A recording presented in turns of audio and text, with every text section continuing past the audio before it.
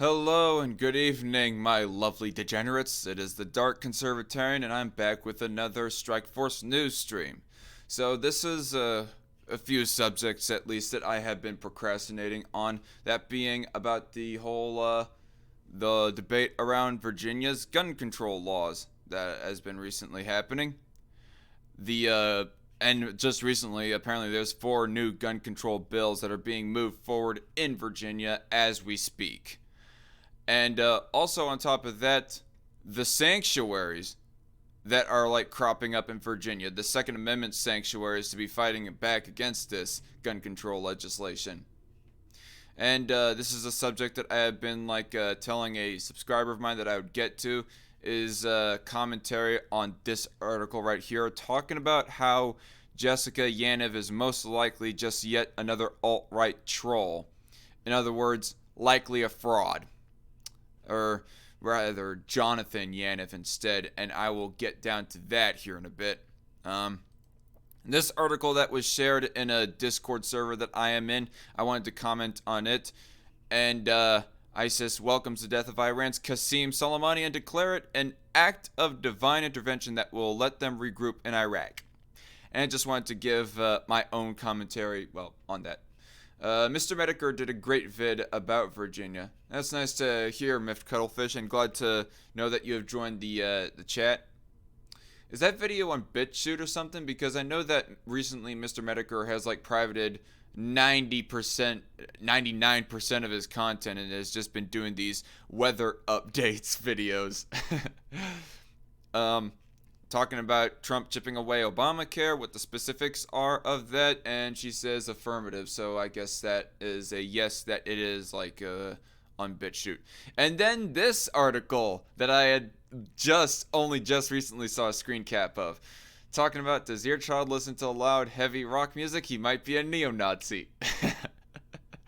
That's a very lol cow idea there on itself, but I thought it'd be some pretty entertaining response bait to go off on a bang for this live stream. And hopefully I'll have some of my co-hosts that will join this stream to maybe laugh at this stupidity as well. Oh shit, I'm a neo-Nazi, says Miff Cuttlefish. Yeah, and apparently I am. And anybody else that likes metal. It's an old article. It was posted back in 2017, September 2017, but I still thought it'd be funny and worth just getting a laugh out of. But anyway, so, okay. Anyway, so I'm going to close down Discord and Twitter for right now, and be focusing on the reading. Now, let's get down to business, y'all.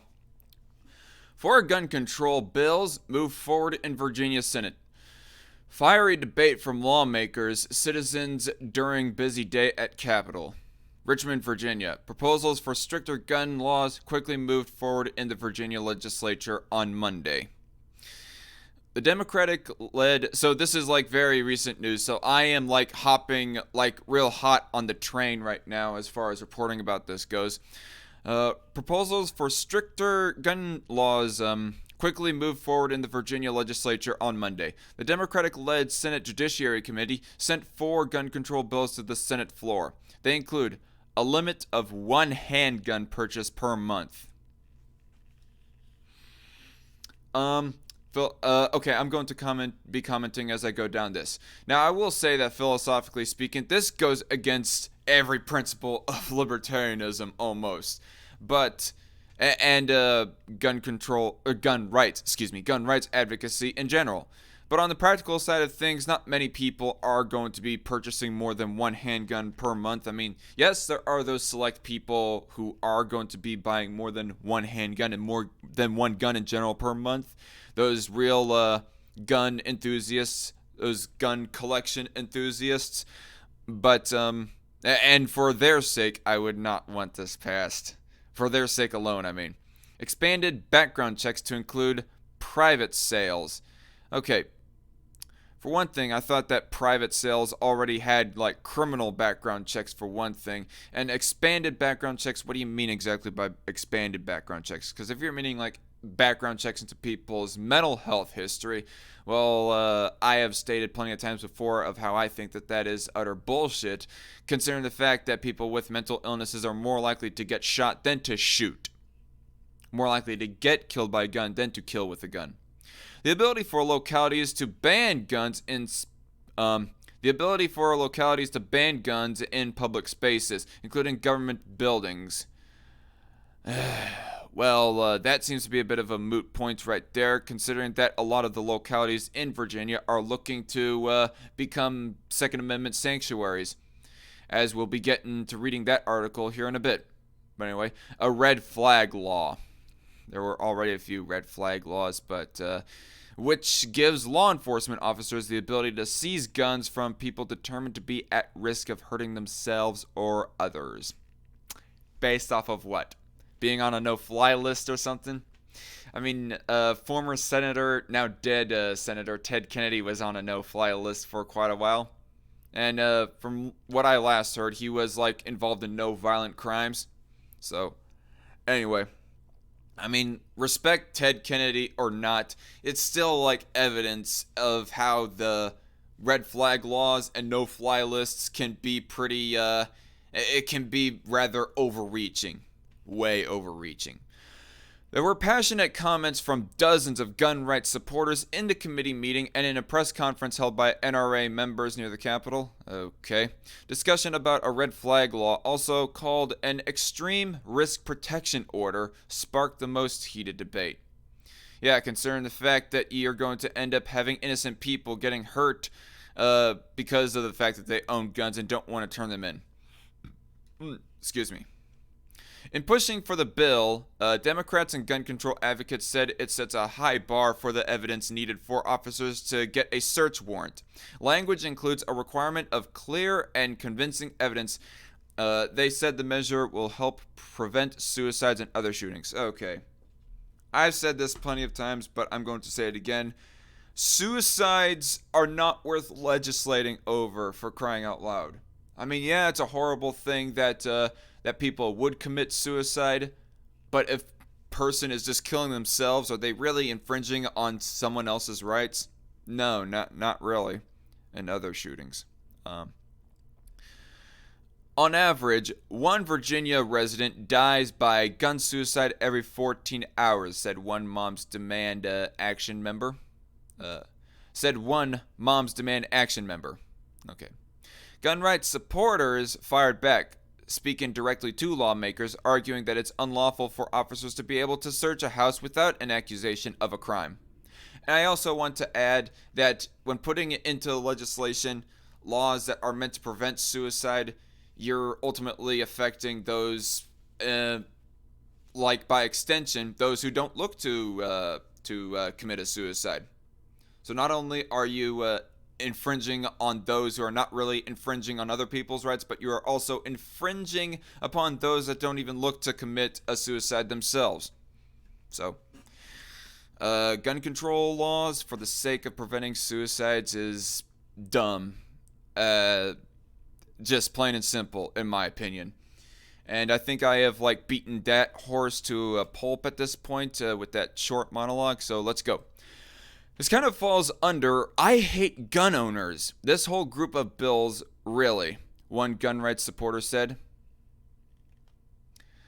Okay, I'm wondering as to what the bias of this article here is, because I would think that they would provide an example of somebody stating a stronger argument if they were unbiased or something, but apparently not. And this really, I mean, to be fair, not every gun control advocate hates gun owners. Just to be fair. I mean, I think they're dead wrong, gun control advocates, but still, not every one of them hates gun owners. But anyway, they believe it takes away due process and violates privacy. I mean, red flag laws, yeah, they kind of do. They fucking do. They fucking violate due process. Every bit of it, red flag laws do. And violate privacy. Oh, man. I oppose this bill. It's straight up gun confiscation. It is unconstitutional and we will not stand for it, a Lynchburg resident said before smacking the table in front of him. Wow, he's really pissed. Yep, he's pissed. Virginians shared personal stories to show why they think these new gun laws would hurt their ability to protect themselves. By all means, give out those anecdotes. I mean, as much as I think that anecdotes are a good portion of the time useless, I still think that they are like helpful, especially in this debate when it comes to like proving as to how much of a bad precedent, a really bad precedent that preventing people from getting guns because they're on a no-fly list is. And 1 second, Conundrum, I'll let you in the stream as soon as I like get caught up on the chat a little bit. Oh, not a whole lot of activity. Heard the sheriff is prepared to deputize citizens in the southern portion. Well, that's cool. I'm pissed with my state's red flag laws. Miffed Cuttlefish, do you live in Virginia? Or you don't have to answer the question, but that's kind of the implication that I almost get and just want to clarify. And also another question to you, Miffed Cuttlefish. Are you a subscriber that I have coming from the Dawn, from the Two Plebs Talk News fan base? Just out of curiosity. But anyway, hello, Conundrum. How are you? Well, hello there, sexy. How are you? No. I'm not falling for your whole, Oh, man. That caught that. But anyway, okay, never mind. I'm not falling for that Viz V Pop has-been hotel stuff again. I better watch out because I might get banned from another card shop. Yeah, you'll get banned by an anti-gay card shop because you dare LARP as a faggot. Yeah. All I have to say is betrayal! Betray me! Yeah. But yeah, so that's a little bit of drama. Another story in of itself. But that's another story, another time in a galaxy far, far away. Yes, exactly. And it's more exciting than the Rise of Skywalker. That's more upsetting than the Rise of Skywalker. More exciting. Yeah, exactly. Rise of Skywalker was, in a way, kind of underwhelming. Although I did kind of like it better than Last Jedi. But anyway, I'll get caught up on that later. So Miff Cuttlefish says no, she's in Florida. All right. Miff Cuttlefish also says Rise of Palpatine. Yeah, that would have been a more appropriate title. Oh yeah, yes, Miff Cuttlefish. That would be better. Nope. Came here by Hoodie Demon a year ago. Miff Cuttlefish says. Oh, well, cool. That's good to hear. Yeah, sad to hear about how Hoodie Demon Jeffrey, or no, not Jeffrey. How he Robin Williams himself off of YouTube. But anyway, that's a dark joke, probably going a step too far. But anyway, so we're talking about Virginia gun control. Might be something that you'd be interested in, and also have like another couple of subjects we're gonna be going over. Like, does your child listen to heavy metal? He might be a neo-Nazi.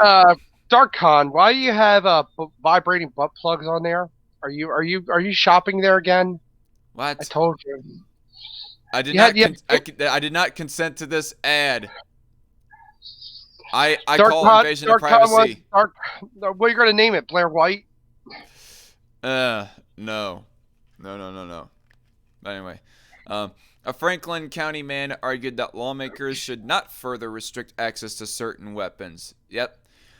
I want to make sure my wife and my sister are able to protect themselves by whatever means necessary, said Andrew Whiting in a statement that drew applause from some in the crowd. A Virginia woman shared a story of a day that changed her life forever. She said if she hadn't been in a gun-free zone She said if she hadn't been in a gun-free zone when she was raped, she would have had a gun which could have prevented the rape. Depending if you were able to afford it, but I assume that you were able to, ma'am. Making it harder and more expensive for me to defend myself is not common sense, said Savannah Lindquist, drawing more applause from the audience. Democrats have showed signs of not being fully united behind the push for each new gun law. And I applaud this. If there are really gun rights advocates in the Democratic Party, well, then let them fight amongst themselves and have those pro-gun Democrats caucus with the other pro-gun advocates on the right. Then fight against the gun control crowd. Senator Joe Morrissey, who represents Chesterfield County, expressed some concern over the red flag law. It needs more work, Morrissey said, though he did vote to move the bill forward to the Senate floor. I might have spoke too soon. If you're going to say one thing but then do another, well, in that case, you're pretty much useless. With all due respect, Senator. In fact, votes for each measure in the Senate committee were along party lines Monday. Yeah. The actions Monday showed which specifics would be included in bills moving forward. For instance, the bill to expand background checks would make an infraction a Class 1 misdemeanor. Others deemed the punishment a felony. The bill to allow localities to ban guns in public spaces includes government buildings and areas like parks. Leaders in the city of Roanoke have pushed for expanded measures like this. The bill's movement shows that Democrats are serious about moving quickly on gun issues, something they promised to do when they won control of both houses of the legislature in November. Pity. There are more than 40 gun control bills filed in the General Assembly. Really a pity of how blue that Virginia has went. It's gonna with gun control. It's gonna come to a point. You ever seen the movie Judge Dredd? How their guns are DNA activated. Someone else's hand goes on the gun and it's not their DNA register. It's gonna blow their hand off. Yep, I've seen both Dredds actually, Judge Dredd and the Carl Urban version of Dredd, the reboot, or Carl remake Urban's rather. version is the best. Yep, I will not disagree. Cody Ferret in the chat says, "Oh great, Virgin Land supports gun control." Virgin Land. Oh yeah. I like that nickname. They've definitely gone Virgin Land ever since they've went extremely blue. Yeah. They used to bleed red when that. We got to make that Virgin Land bleed red. Is that supposed to be a menstrual joke? Yeah, it's supposed to be breaking the hymen. Okay. Hello, True Grave. How are you doing? All right. So continuing on. So that was the bad news side of gun control in Virginia, and this is the more recent news as it was posted January 13th of this year. But December 11th of last year, this was when that this was posted, but I still think that it's relevant to inform ourselves on this issue, and that being Virginia counties are declaring themselves sanctuaries for Second Amendment. Will it affect gun laws? And I want to read this as possibly some good news, the more good news side of the gun control debate in Virginia. So hopefully this will lift up our spirits and hopes a little bit. But anyway, a wave of counties and towns in Virginia are declaring themselves sanctuaries for the Second Amendment. But the resolutions are largely symbolic, legal experts say. Oh boy. If it's largely symbolic, well then you're already having me thinking negative about this. The push comes in anticipation. Oh, damn it. The push comes in anticipation of a Democrat-controlled General Assembly that will take office in January. State lawmakers, along with Governor Ralph Northam, have promised Virginians a host of stricter gun laws as Democrats take full power in the state for the first time in decades. More than 40 local governments have passed resolutions to protect citizens' Second Amendment rights against the potential laws they say are unconstitutional. Damn right. Gun safety advocates and some legal experts, however, call the resolutions publicity stunts that lack the force of law. You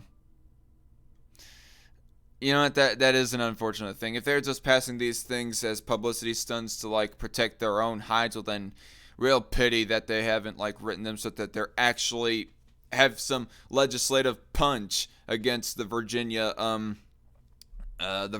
laws, the Virginia state laws on gun control. Here's what to know about Second Amendment sanctuaries. Do Second Amendment sanctuary resolutions change the law? It's mostly a political statement, said Richard Schrager, a professor at the University of Virginia School of Law who focuses on the intersection of the Constitution and local law. Rather than challenging an existing statute, the resolutions are mostly expressive and symbolic declarations, he said. In Virginia, state law supersedes local law. Well, that freaking sucks. I mean, why can't one of these laws like work like a minimum wage law? You know, like San Francisco, I think their minimum wage, their city minimum wage is higher than the rest of the state, and same with Seattle versus Washington State. I mean, if it worked that way, where that local law overrules state law, well then it'd be better in my eyes, just to say the least. Citizens and local officials have to comply with state law, even if a county declares itself to be a Second Amendment sanctuary, Schrager added. Take them to court. I say that the local governments, they should take the state government to court, just like how the Obama administration did against Arizona state state government during the Obama administration.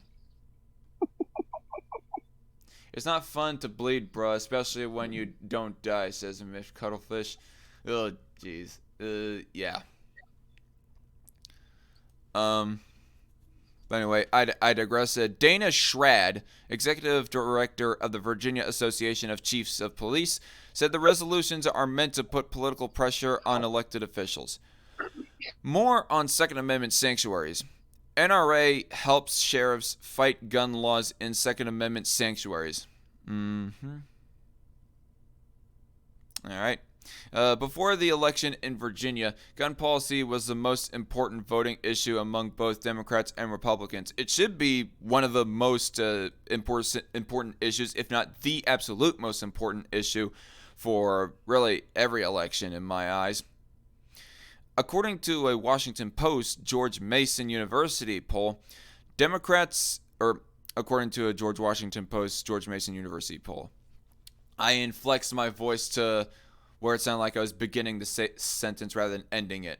But I have a bad habit of doing that sometimes. Of when that really the sentence is ending and not beginning. But anyway, Democrats campaigned on a slew of possible new restrictions, including universal background checks for gun buyers, limits on the sale of certain types of firearms, and a red flag law that would allow guns to be taken from a person deemed by a court to pose a danger to themselves or others. Fuck that shit. After a mass shooting in May at a municipal building in Virginia Beach left 12 people dead, Northam called a special legislative session in July to consider many of the measures, but Republicans adjourned it, rejecting them all without a vote. Northam said he will revisit the proposals in January. And I say, good on the Republicans for rejecting it, really, because the other so-and-so million people that live in Virginia are not responsible for the Virginia Beach shooter. I mean, just speaking on a philosophical level and whatnot. But the fact that Republicans got voted out of office, really, in spite of them trying to protect gun rights, really shows of how massively blue that Virginia has become in the last few years. Got people from New Jersey and whatnot moving down there. Okay. So, New Jersey, the Kensington of the United States. I fucking hate New Jersey. I know I'm such a naughty boy. I hope DarkCon would spank me. Please, DarkCon, spank me, daddy. Says Conundrum, you fucking troll.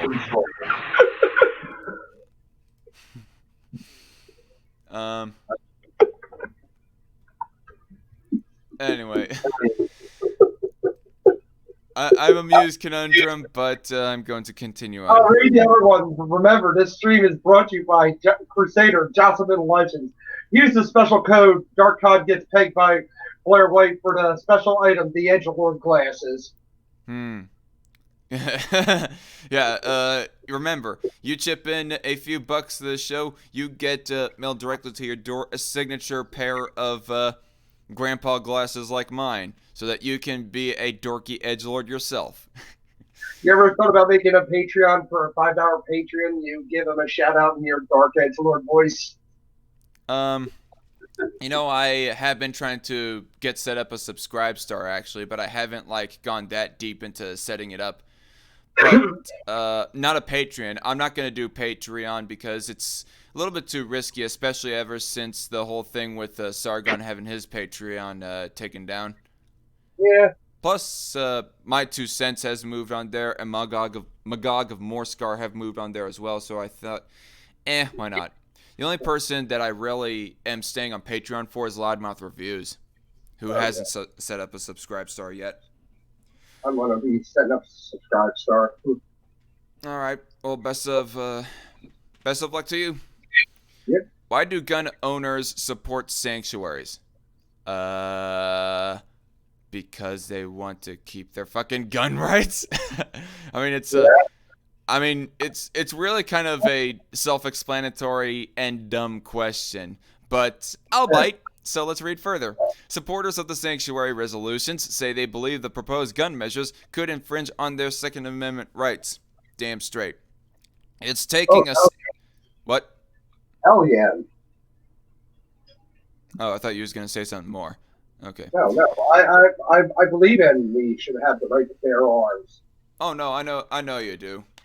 On the stuff that you and I disagree on, I know that this is not really one of them.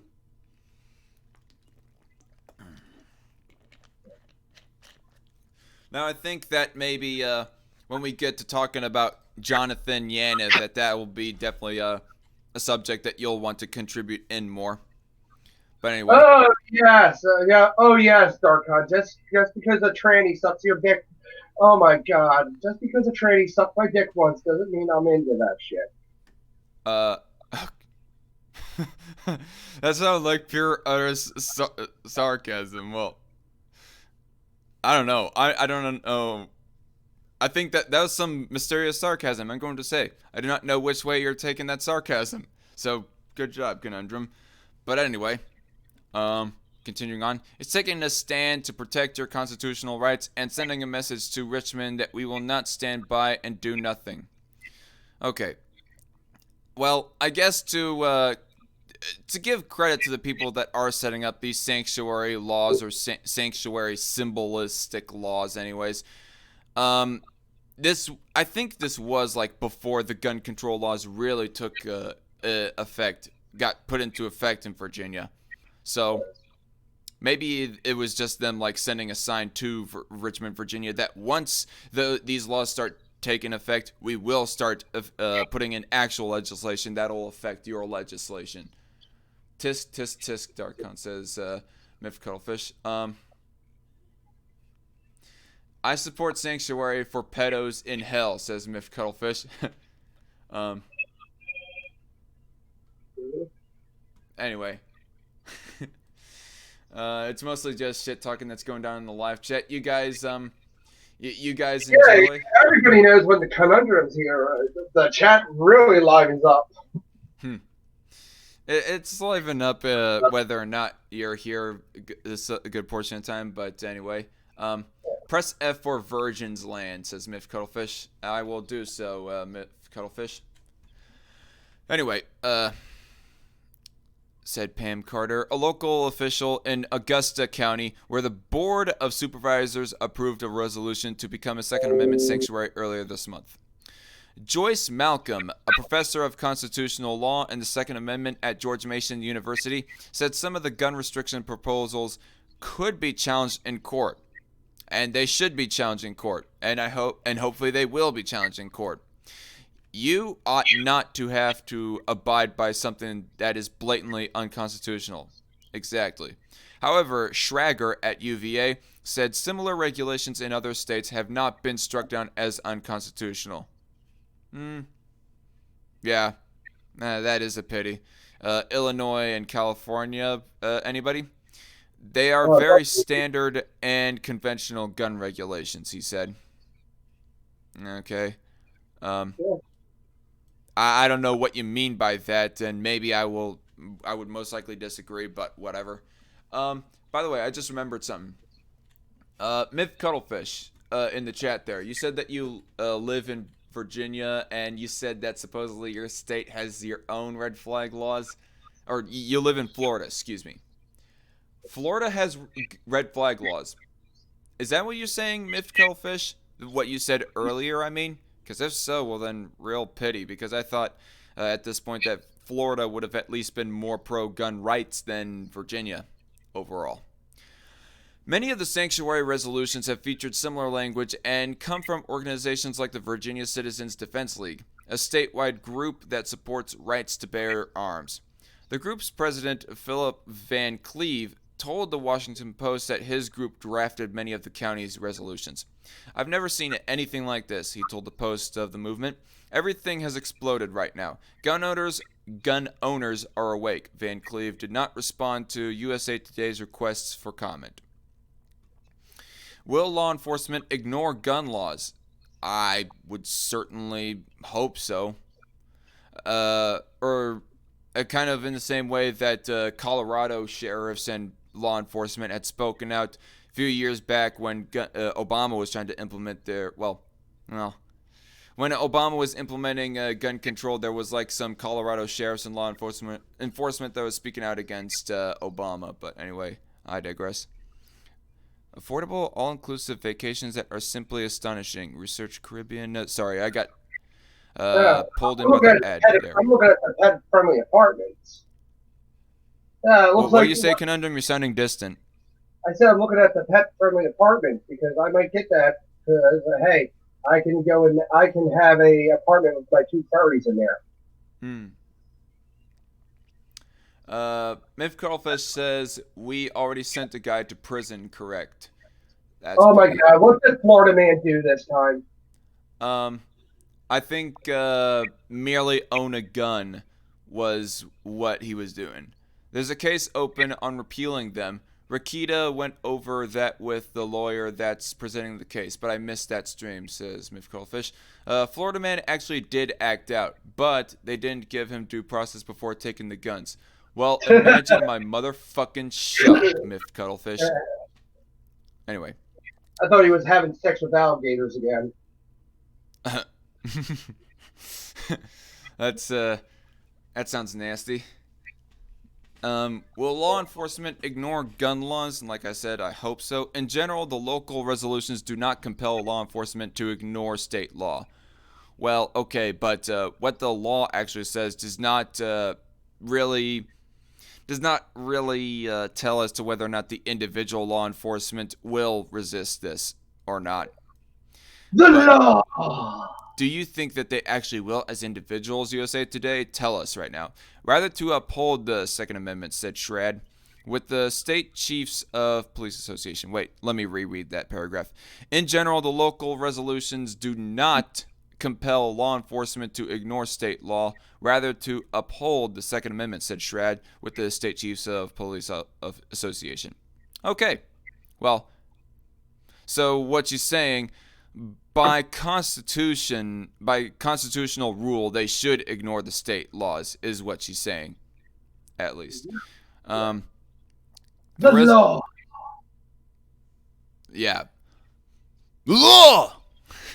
The law. Yeah, the cheesy way of saying law on Judge Dredd. The resolutions don't have force of law, she said. They are policy statements. They don't empower localities to turn a blind eye to what is state law. Nick Saplina, managing director for law and policy at the anti-gun violence nonprofit Everytown for Gun Safety, said he does not know of an example where enforcement of a state law was refused in practice. Did you mean did you mean to say has refused in practice? Because I feel like you meant to say something else. Said he does not know of an example where enforcement of state law has refused in practice. Oh, never mind. I read that wrong. Sorry, folks. They meant what they spelled. Said he does not know of an example where enforcement of a state law was refused in practice. I mean, hopefully one will pop up. Legally, public officials may risk official immunity if they are refusing to enforce an action required by law, he said. In a statement to USA Today, Charlotte Gomer, press secretary for Virginia Attorney General Mark Herring, said his office expects all laws passed by the General Assembly will be followed. It's not clear. Well, I got a question. Is that a threat or a warning, Charlotte Gomer? It's not clear what authority they think they have to preemptively opt out of gun safety laws, she said. Okay. It sounded kind of like more a threat because she defines these gun control laws as gun safety laws, really. That sounds like leftist wording when it comes to gun legislation. Yeah, the road to hell is always paved in good intentions. Exactly. As the good old saying goes. Where else have Second Amendment sanctuaries been adopted? Across the United States, dozens of counties and cities have adopted Second Amendment sanctuary resolutions. Virginia localities are among the latest in the broader push. In Florida, 3 days after the deadly shooting at a Pensacola naval base December 6, neighboring Santa Rosa County passed a resolution declaring the county a Second Amendment sanctuary. How do these differ from sanctuary cities on immigration laws? Interesting question. Definitely piqued my interest right there. In immigration sanctuary cities and states, local officials say they won't comply with enforcement of immigration laws. Hopefully the gun rights advocates who work in local government will show themselves to have more balls than the pro-open borders, pro-illegal immigration government officials in these sanctuary cities, these illegal immigration sanctuary cities have. Anyways, the key difference is the laws in question are federal, says Schrager, whereas Second Amendment sanctuaries concern potential state laws. I mean, that is kind of a fair point, honestly, because federal law, it's easier, I don't know. From my layman's observation, it seems easier for a state or locality to resist federal law than for a locality to resist state law. Because really, constitutionally speaking, legally speaking, the way that the Founding Fathers had set up this country, state law is supposed to take precedent over federal law. And I can only say that, is supposed to take precedent over federal law. So basically, they kind of neutered federal law in a way of speaking, or a federal ruling, anyways. The federal government can't force local officials to turn people over to immigration officials in the course of their policing duties, he said. In gun sanctuaries, that is not the case when the state is adopting laws that local officials are oath-bound to enforce. Local officials are enforcing state law all the time. Well, I got a question for that. Does your oath say that you are not supposed to be, that you are to uphold the Constitution as well, or not, particularly the Bill of Rights?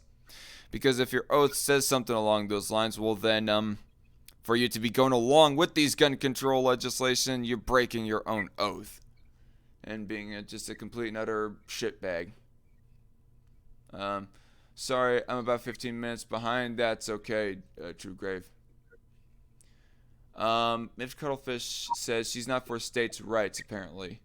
Who isn't? I'm sorry, I must be behind. Are you talking about Rakita Law? Or the lawyer that Rakita Law was talking to is not for states' rights? Because I'm not following Cuttlefish. He said, in gun sanctuaries, that is not the case when the state is adopting laws that local officials are oath-bound to enforce. Local officials are enforcing state law all the time. In a commonwealth like Virginia, our officers of the law are sworn to uphold the Constitution and the laws of the Commonwealth, said Schrad. Okay, uphold the Constitution. And when they say just the Constitution, I presume they're meaning like, or wait, the Constitution and the laws of the Commonwealth. I wish that they worded that better, because I do not know exactly if they're like referring to the Constitution of the Commonwealth on top of the laws of the Commonwealth, or if they're referring to the Constitution of the United States government and the laws of the Commonwealth separately, or grouping them both under the Commonwealth or something. I wish they clarified, but here we are, being left confused on an article. But anyway, state constitution. I don't think they don't hold. I don't think they. Wait. I don't think they don't hold the U.S. Constitution. That's a double negative, Myth Cuttlefish. Or what you're trying to is what you're trying to say. I think they hold the U.S. Constitution. Chicken the article says Myth Cuttlefish. That's who she was referring to, saying not for states' rights. Okay, never mind. But again, like, did you mean to say I think they hold the U.S. Constitution or what? Because that was a double negative in your statement, and I was just slightly confused. But anyway, on to the next subject, the juicier subject that I know that you're going to have more of a blast commenting on, Conundrum, or at least I assume so anyways. Oh, yeah. Yes, indeed. So there's this article that was shared by Reckless Trucker in my Discord server, posted by Medium.com, saying Jessica Yaniv is most likely just yet another alt-right troll. And I thought, interesting read. And, Ooh, yes. and if this really is the truth, well then, would that mean that Jessica Yaniv or Jonathan Yaniv is just a poser? Is literally a transgender, a fraudulent trans person, a complete and utter fake tranny? I mean, or playing an elaborate game of 4D chess right here. 4D chess. I don't want to make those assumptions, but if or a elaborate Poe. Yeah. Because if Yaniv is just pretending to be trans, the reason why I want to read this article is if Yaniv is really pretending to be trans, well then this kind of goes to show some of the beef that I have, some of the issues that I have when it comes to transgender issues. Now, let me just emphasize here, people. I don't think that transgenderism is completely invalid. I do think that there are some legit cases of people transitioning and possibly maybe even needing to take the luxury of transitioning genders. I mean, if you're literally like biologically a mixed sex, like for example, you're a female but you have testes, which I think testes is like one of the reproductive organs of males. I mean, if you have a female that has, or born female that has male organs, or born male that has female organs, well then there is an argument to be there that they could and probably even should transition. But on the other hand, on the flip side of this, okay, my example of that, of legit trans people, I gotta emphasize this. I think that Blair White is like, although maybe that isn't so much of a good example, because Blair White is kind of having questions about her own transitioning that she almost regrets it. But anyway. we all know you have a huge raging heart on for Blair White. Yeah. I'm gonna have to like share that little highlight video to my Discord server sometime, of on that one live stream of where I kind of dug myself in that hole. But anyway. Yeah, you want to go in that bottomless trap hole of Blair White's, don't you? Yes, but as long as I don't have to have anything to do with her dick. But anyway. Oh, come on, Dark Kind of mouse and mouth, you know. But anyway, as I'm trying to say, on the flip side, okay, on the one hand, I do think that there's a whole lot of cases of transgenderism being legit. I don't think that is all completely invalid. But on the flip side, people literally can just claim to be whatever gender that they want, according to some far left and social justice warrior types, you know? Cool, I can be According, a cyborg. Cool, I can transition into a cyborg now, or computer algorithm. yeah. Or more realistically speaking, a dude can just claim to be a female and just go into the women's restroom and be a complete and utter creeper when really outside of his in his regular life he claims in his regular day-to-day life he claims to be a dude, but he just claims to be a female just momentarily just to be in the female restroom and so forth. I mean, that might be getting a little bit overly pessimistic, but it still like puts up kind of a bad precedent, and this is like an example of that bad precedent. Jonathan Yaniv, and yes, I am going to be misgendering, quote unquote, Yaniv, because I do not give a shit about this piece of shit, because this earlier article that I had reread just now and read a few weeks ago, apparently, Jonathan Yaniv is a very likely pedophile. Shit. Yeah. I just got the news my best friend from high school passed away. Oh. Yeah. Oh, so. I have to get off because I am going to be talking to his wife, consoling her. Sorry to hear, Conundrum. Yeah. Best of luck All to right. Take care. Yep. For all of my Christian followers, and hello Koi Monster in the chat, for all my Christian followers, I do suggest you go praying for Conundrum and his friends, anyways, and associates. But anyway. So the evidence is mostly from the post-millennial and other sites that seemingly have just a natural animosity against trans people in general. But I don't really care for the bias that these articles have. I mean, as this writer from Medium.com has pointed out, they have some big-time problems with post-millennial and other websites that they pointed out, saying that they have a bit of a far-right bias or whatever. But I don't really care about the bias.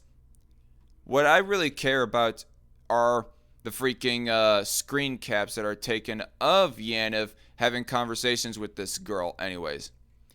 And the little audio clip right here.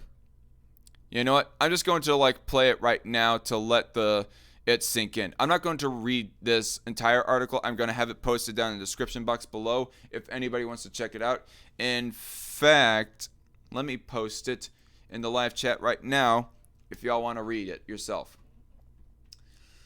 But here, just check this shit out right here. I'm alive, the fuck. I'm alive. I'm alive, the dicky. I'm alive, sissy. I'm alive, the pussy. I love you too, Jess Wampa. I love you. Your booby go up and down, up and down, up and down, up and down. Take on me, Elmo. Ticka the Elmo, ticka, ticka, ticka, ticka.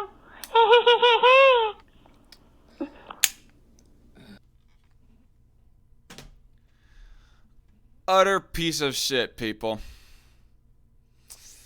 Hello, darkness, my old friend. I've come to talk with you again. He's disgusting. That pool party he tried to have was a fucking trap for kids, says Nick Colefish. Yeah, apparently that's another thing that I've heard about. And I just want to say that it's not just far-right people that are speaking out against Jonathan Yaniv. Apparently even Mr. Repsion. Mr. Repsion isn't even like really right-leaning. I think he's more of a centrist type guy. I don't know his full politics, but I think Repsion, I'm pretty sure anyways, that he's more center, if not center left or something like that. Even he has to speak out against Jonathan Yaniv, expose of how much of a piece of shit he is for trying to exploit the whole transgender identity for his own agenda, and in order to like claim victim points and get away with murder, or in this case, get away with fucking pedophilia. Like, how dare we speak out against this pedophile? I mean, they're trans, for crying out loud. Cut him a break or whatever. I don't know. That might be a slight straw man right there, but still, I can only imagine that I'm going to get a whole lot of shit for misgendering, quote unquote, Mr. Yaniv. People are going to start moral fagging over the fact that I dare mispronoun Mr. Yaniv. Instead of focusing on the real substantive issue of how much of a exploitative and predatory piece of shit that Yaniv is. And apparently, Medium.com kind of sympathizes. Not in the same way that I do. I mean, they don't have the exact... Medium.com is like an open article for people all over the political spectrum to post on, but I digress. This particular left-leaning article, anyways, this particular left-leaning writer, and I have, like, read the article at least once before, but I had to, give this another read, just to, get my thinking cap straight. So I've read the article once before, and this guy is a leftist. And even he has to, call out of how much of a poser, how much of a likely fraud that Jonathan, rather, fucking is. He doesn't go to so much misgender him, but I honestly don't care if somebody is going to refer to Yaniv as her and she or whatever, or it for that matter. But me personally, I'm going to refer to him as he. I'd cut him a break, says Cuttlefish. I think what Cuttlefish means by a break is, possibly breaking his legs or something.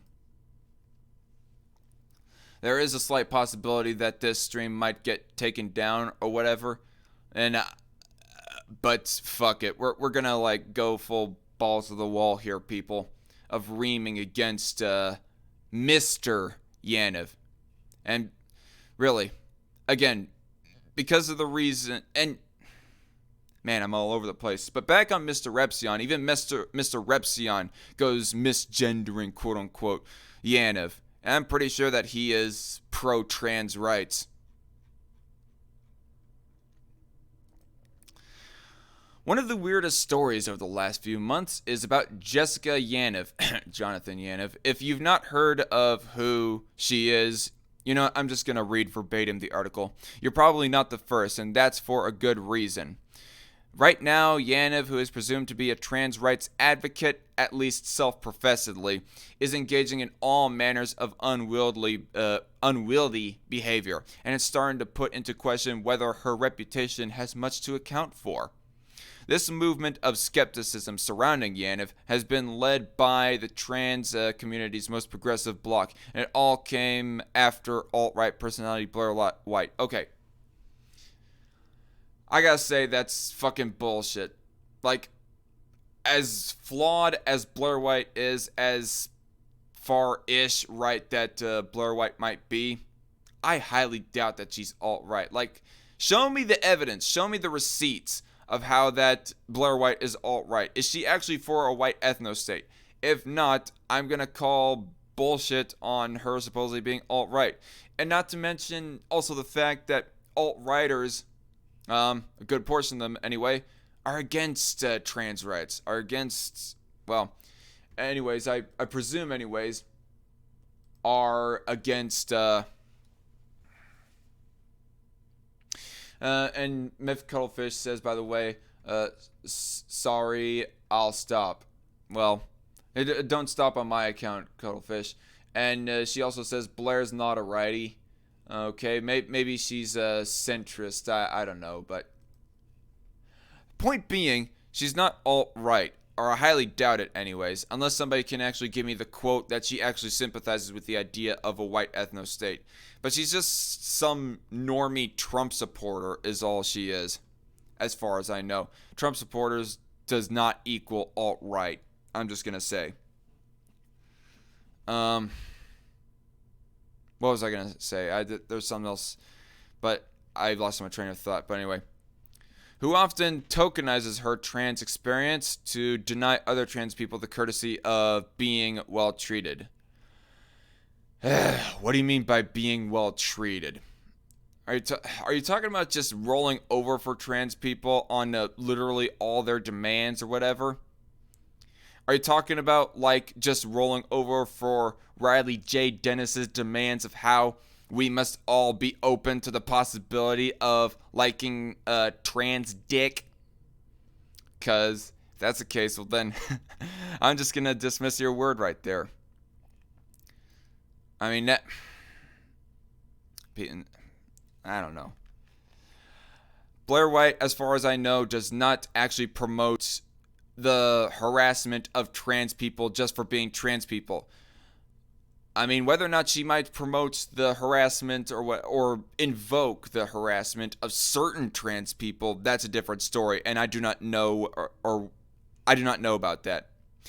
But as far as I know, she does not advocate for the harassment of trans people just because they're trans people or whatever. She's pro-trans rights, and she's not really for trans harassment, so I don't know. Get fucked. Put her on blast in a YouTube video decrying self-ID laws and positing the theory that trans people would only exploit them for malicious use. Watch. You know, I'm gonna have to link Mr. Repsion's video down below. I'm going to have to link Mr. Repsion's video down below to show this, but watch Mr. Repsion's video about Jonathan Yaniv. It's titled The Jonathan Yaniv Files, of how he's pointing out that, yeah, Yaniv is damn well exploiting his own victim points, his own self-proclaimed identity, and the trans identity just to get his way. And in this case, it's a balls waxing, apparently. And amongst other shit. I do not remember the exact video, but maybe we'll have to like watch this video on stream. I don't know.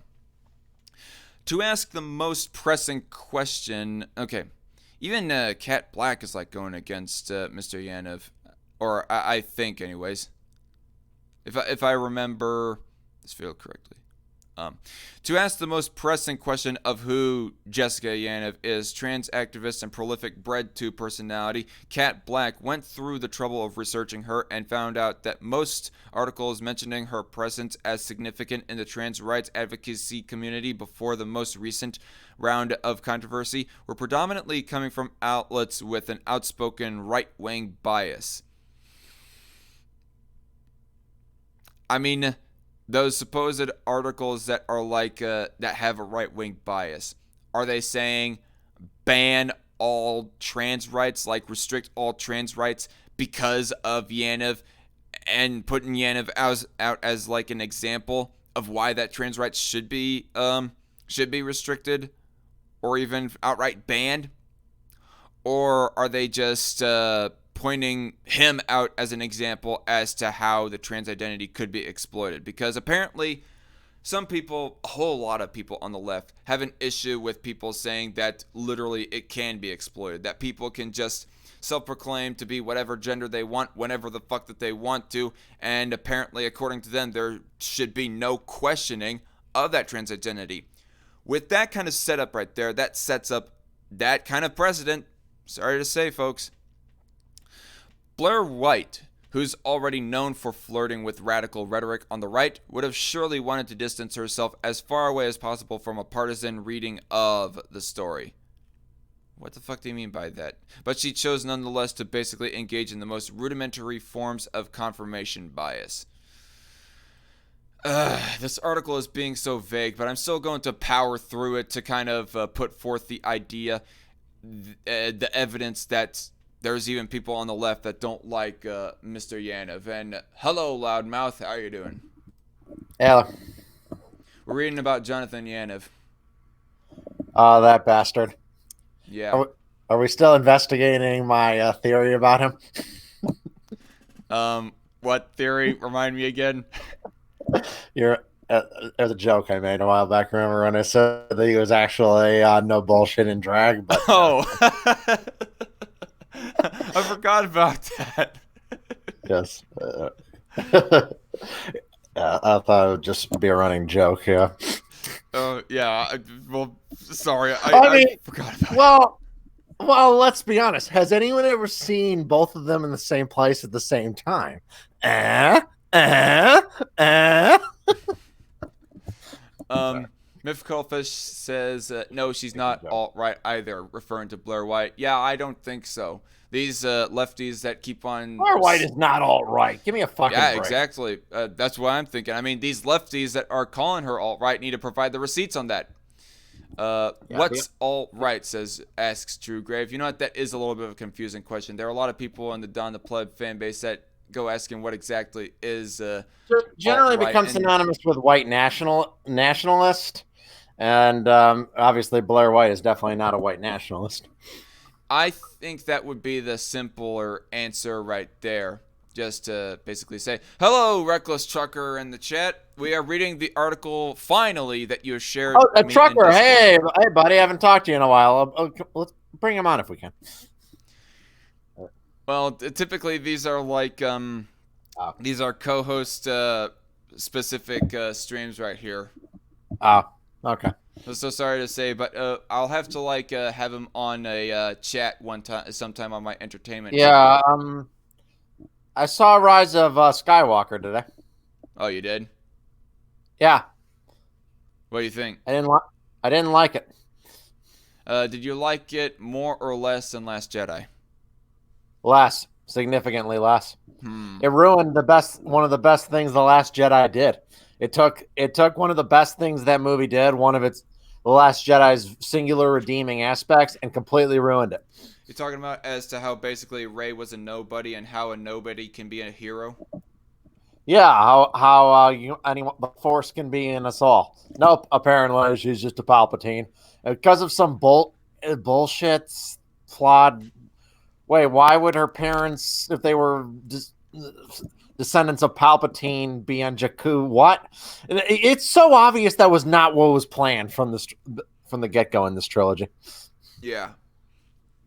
And that's the real problem with this movie I had. I feel like a lot of the stuff... actually. Right, yeah. I feel like a lot of the stuff in this movie could have worked if the previous two movies had done fuck all to set it up. But this movie kept pulling massive plot turns straight out of its ass and pretending like it was like this was being set up from the beginning. No, it fucking wasn't. It was the whole trilogy was just completely disorganized. It really was, and Disney was going without a plan. True Grave says that like 1% of the trans debate. The exception makes the rule. Like, what do you mean by that, True Grave? What? But Myth Cuttlefish also says she does not support gender ideology. Yeah, and I do want to differentiate that there is a difference between gender ideology and supporting like LGBT liberties. And by that I mean like getting the government out of sex in those areas.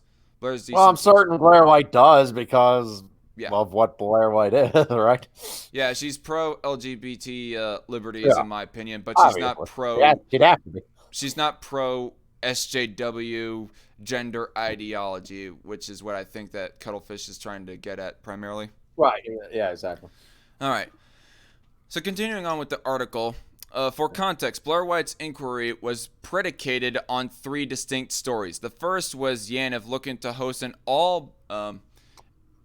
all-body LGBT plus public pool party in Langley, British Columbia, and Canada. Okay, this is the story right here that that Myth Cuttlefish was referring earlier in the chat. This is where that I heard it from. The second was a detailed account of online interactions with a minor, alleging Yaniv had basically indulged in child predation. I think it's pretty much confirmed. How's this bastard not in prison, is what I'm wondering. What? How the fuck is this bastard not in prison? Because because trans people are the victims. That's why. Basically, like, I would think most trans people would really want Yaniv arrested just to say we're not anything like this creep. Mm. I think most do. I think generally speaking, but people have like different angles of coming from it. I mean, um, well, anyway, and the third, which perhaps got most of the attention, is a full-blown controversy where Yaniv filed human rights violation suits against spas denying her bikini wax services on the basis of transphobia. As appealing as taking this information on face value might be, it must be laced with a grain of salt. All right. Well, that should be like most news stories, but I digress. The only outlets to have circulated these stories have a poor record of journalistic rigor. The Post Millennial, The Sun, and the Daily Caller aren't exactly known for facticity. Okay. Post Millennial, I don't know much about. So, and The Sun, I don't. I vaguely heard the name, and the Daily As Caller. opposed to CNN and the Washington Post, who are totally credible when they're not dealing out big settlements for the slander they constantly publish. Yeah, exactly. And as far as Daily Caller goes, I don't have any real reason to like completely distrust Daily Caller. I mean, I know that they have kind of a right-leaning bias, and there was like a point of which that they did kind of f up on Twitter, but they kind of made amends to that. I can't even remember what exactly it was. I think it was something about Cortez's nudes being shared on Twitter or something. And then they were just like trying to give some warning that, hey, these are only photoshopped. But then they kind of retracted that story because even if the nudes were fake, it's still kind of disrespectful towards AOC. But anyway, I think that was what the story was anyways, but I could be wrong. And like I said earlier, people, I don't know about the post-millennial, and I do not care about how far-right post-millennial might be. What I care about is the raw evidence that was provided of the screen caps and the video that is shared in this video, or this article right here. Quite the opposite. But the central issue isn't that right-wing outlets have a vested interest in portraying trans people negatively. Well, not all right-wing outlets are completely outright anti-trans rights against allowing trans people to get their transition procedures and whatnot. So that's a little bit of a gross overgeneralization. But anyway, I digress. Far from it. It is the fact that the only parties to corroborate Yaniv's antics are either Yaniv herself or sources so far off from mainstream access that it makes the proliferation of these stories all in the span of July's latter weeks rather questionable. I mean, if the suspect admits of their own crimes, I mean, due process is no longer needed. Yeah. Or admits of their actions, anyways. Not necessarily. Basically, that person's argument there was essentially just people we don't like have reported on this story, therefore you should discount it. I guess I can believe it from these fucking jokers, but that is their actual argument right there. Person I don't like says the sky is blue, therefore it's green. Reckless Trucker says Daily Caller is good. It's Tucker Carlson's outlet. Okay, well, I don't hold much weight towards Tucker Carlson's word personally, but anyway, that's just me talking, Reckless Trucker. Is the fact that, okay, I've already finished off that paragraph. Kat Black's video is a great resource on the topic because it provides all the necessary context for why calling out Jessica Yaniv's rise into the alt-right's consciousnness is an imperative to make sure she doesn't hijack the conversation surrounding trans acceptance. I mean, I kind of agree there, but if it is proven that Yaniv is basically a complete and utter fraud, it serves as evidence that really anybody can just claim to be a trans person and that the trans identity can be exploited. In the same way, like, you're inadvertently admitting it yourself, Mr. Lefty Writer A. Khaled. A. Khaled is his name, or Khaled, however you pronounce that. In the same way, the alt-right uses the language of community-wide culpability for the actions of a minority in the case of Muslims. I mean, yeah, I kind of agree the alt-right speak in overly collectivist terms, but anyways, Yaniv's behavior is unrepresentative of the formed moral consensus within the trans community.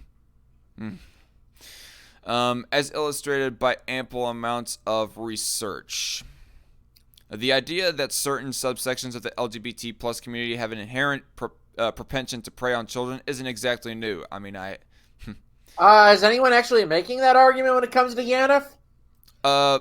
Mostly people are just saying that Yaniv is doing these things. That doesn't say anything about the wider trans community or LGBT community or whatever. Yeah, exactly.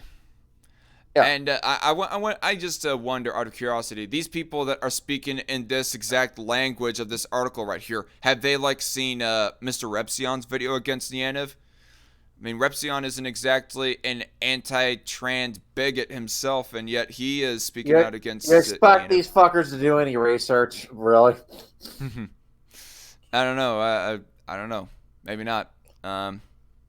They never do research. All right, you get into a debate with a leftist, you can basically present a research or link to a peer-reviewed paper, and they'll respond by pelting you with ad hominems. That's all they're capable of. So I'm willing to bet this person wrote this article without doing fuck all research. And aside from looking at videos that are basically confirmation bias, like Cat Black's, but Anyway, damn it, what was I gonna say? I will not deny that there are some right-wingers, far right-wingers that go talking in collectivist terms, using Yaniv and other shitty trans quote-unquote people to portray the entire trans community as being shitty and saying this is why that we should ban trans procedures. But that is not the vast majority of people that are speaking out against Yaniv. Good portion of alt-righters either don't really care that much about whether or not the government allows trans procedures to be practiced, or they are outright for allowing trans procedures to happen, that being their libertarian principles speaking, but at the same time, speak out against Yaniv and expose him for the piece of shit he is. It's been pushed by the conservative movement in America and across the world since discussion of granting them further rights became more prevalent, and its propagation has everything with conservative electoral sway, rather than any shred of reality. Here's the problem, though. The Republican voting base is becoming increasingly more accepting of homosexuality, and I do realize I said homosexuality, not trans people, but I would kind of think that would kind of translate into being more accepting of people getting their transitions, you know? The weaponization of bigoted stereotypes isn't the beginning nor the end of it all, however. After guesting on a follow-up Blair White stream where she was supposed to defend her, Yaniv got raided for illegal ownership of a taser. Where she was supposed to defend herself? I kind of want to call bullshit about that. Are you Wait, in Canada it's illegal to own a taser? Well, no, not that necessarily. I want to call bullshit on the motive that they're trying to say about Blair White. After guesting on a follow-up Blair White stream where she was supposed to defend herself, Yaniv was supposed to defend herself. Never mind. Yeah. I misread that. My bad. I thought they were saying Blair White was supposed to defend Yaniv, but sorry. Fucking dyslexic, y'all. Something only law enforcement is allowed in Canada. And I will argue for Yaniv that is bullshit. As much of a piece of shit Yaniv is in so many other ways, I don't think he should be arrested for illegal ownership of tasers or any other kind of weaponry. And most recently, Yaniv was caught using racist language when she took a selfie next to a Sikh, preceded by the message, sitting right next to a turban fucker. I'm sorry. When I originally read that, when I first read this article, I kind of thought that it was just a little bit funny, but just mildly. Seasoned trans writer Cursed E mentioned earlier this month that Yaniv has a passive of xenophobia, denoting that the pattern of it and the statements she's made about immigrants before do look like she's just a racist on a power trip. This and other similarly mind-boggling events crossed Yaniv over from provocateur land well into the uncharted plains of lunacy. Well, no shit, she is, or he is an absolute lunatic. Oh yeah, that guy's fucking nuts. Like that person needs to be in jail. I believe recently he assaulted a reporter. Yeah. I do actually I do recall like Mr. Epsion's video on Yaniv, where he was like showing video of Yaniv basically blocking the reporter from escaping the apartment complex or whatever the heck that piece of land was. Like they originally were telling him to get off the area, then they suddenly decided to block him. Like cognitive dissonance, much, dude. Oh, that's intentional. It was while attacking and bullying somebody else and committing a crime against them. He was trying to make himself to be the victim. Hmm. That's this creep's MO.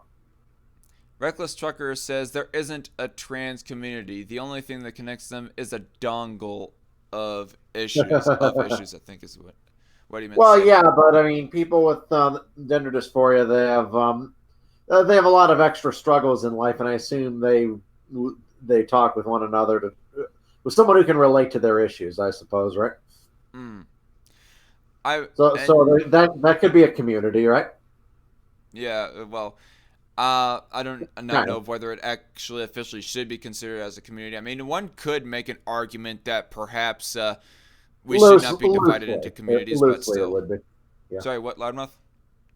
Said loosely it would be. Yeah. And Myth Cuttlefish says cry bully. Yep, that's exactly what Yaniv was. Cry bullying, yeah. That's this creep's MO. She's become the perfect parody for transphobes and trans-exclusionary radical feminists to fawn over as a great example of PC culture run amok.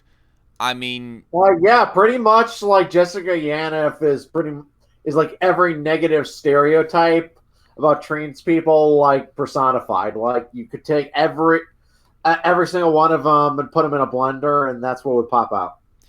I mean, if your rhetoric, lefties, is that all people should be accepted as trans people, no questions asked, well then, sorry, but yeah, Yaniv is an example of PC culture run amok. Yeah, sorry, exactly. The protections that they want, some bad actors will abuse them. It's inevitable. Like when you... like if you give people a blank check, okay, and just say write enough money you need to survive, okay?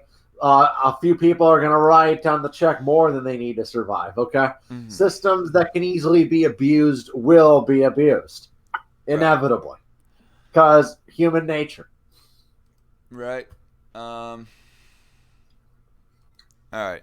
But all that seems to spring up from... Well, actually, there's some from the chat that I want to read. Myth Cuttlefish says, for them, bad people don't exist unless you're a straight white male. Yeah, I mean, kind of an expounding of what Loudmouth is saying. Yeah, they're psychotic that way. But all that seems to spring up from each and every new incident is a greater indication that the projected cliche of trans people being this ambivalent is just as artificially crafted as Jessica Yaniv herself. It's clear that Yaniv's existence has now become confined by the parameters of being a punching bag for both the left and the right. Ah! So you admit it then, that it ain't just the right that is like going against Yaniv and pointing out their shitbaggery. His shitbaggery, rather. And not necessarily trying to portray that as, this is an example of the trans community right here as a generality. That they're really all just a bunch of exploitative victim whores.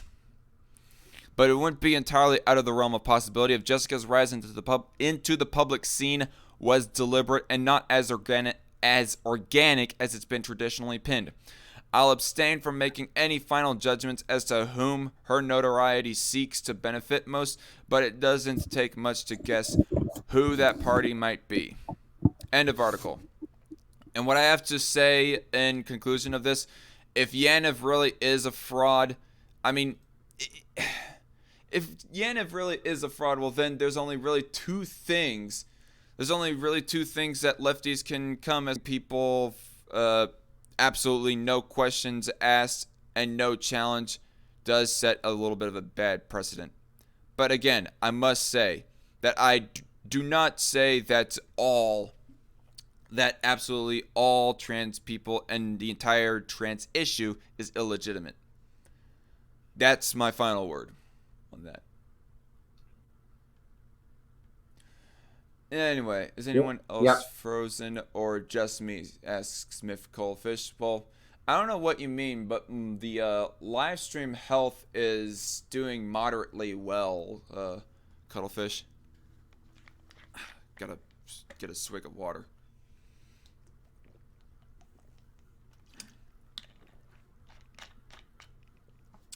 I also smell dinner being cooked right now, so I want to finish up this live stream very quickly. We got this article talking about the Iranian conflict, and then we got Trump chipping away at Obamacare more, and then this one. World War III was so disappointing. Yeah. So what is your commentary about the assassination, quote unquote, of Soleimani and the whole Iranian conflict that happened in a recent month or two? I mean, it kind of seemed like it was necessary, but I'm glad it's not escalating further. Like, when it comes to they cannot be allowed to attack an embassy in a sovereign nation. They can't be allowed to do that. Yeah. That is an act of war. I totally agree. So, and Soleimani was been registered as a terrorist for decades now. Yeah, and because of the fact of him being registered as a terrorist, there is an argument to be made that Donald Trump doesn't technically have to officially put out a declaration of war in order to kill, Soleimani. Correct. Obama gave a bunch of drone strike assassinations the same way. I mean, the whole legal precedence of this issue is what is kind of the thing that I have trouble with most. But on the whole ethical and moral case of this, I say that overall Trump did not do wrong. I mean, I do hear that he striked civilian centers in Iran as well, and fuck him. Yeah, for that. He tweeted about that he would, but he never actually did it. And he's a fucking dumbass and a disgrace to his office even to tweet something like that, but he didn't end up doing it. You saw no evidence of civilian centers being striked in Iran? There was no evidence they were. Okay. Well, if that's true, then I cannot find really an area, aside from possibly the legal side of things, an area to criticize Trump for. They shot down a Ukrainian jet, killed 173 people. Iran shot down a Ukrainian jet? Yes. A passenger plane. It was mostly Canadian citizens. Yeah, I can't believe people were trying to shill for Iran that they did it accidentally. You can't really accidentally shoot down a passenger plane. I don't go out in my front yard, fart in the wind, and accidentally shoot down a passenger plane. That really requires direct intent. Yeah, exactly. And I do have to say that I don't even think that an official declaration of war with Iran is necessarily required. I think that just this kind of mild or fairly mild retaliation against Iran, that being killing Soleimani, is the least that could have been done. But a continuing conflict with Iran, I don't think is necessary. They wanted Trump to have his own Benghazi. Thankfully, he does not. Trump handled that way better than Obama did in 2012. Yeah. Obama's reaction to that attack on that embassy was fucking disgraceful. Yeah, it was all because of a bigoted cartoon. Yeah, that was disgusting. He destroyed America's legacy probably forever with his disgraceful speech to the UN condemning a fucking a YouTube video. It basically was apologizing for free speech, and fuck him for that. Mm-hmm. All right. True Grave says in the chat, intersex is like 1% of the trans population. They are not the rule. Yeah, I don't know. possibly grave, but I would have to like see A little more than stats on that. 1%, but little more than 1%. But yeah, the majority of trans people, they have gender dysphoria, but they don't have intersex conditions. Most of the time, gender dysphoria is purely a mental condition, Hmm. not really related to like having abnormal sex chromosomes. Right.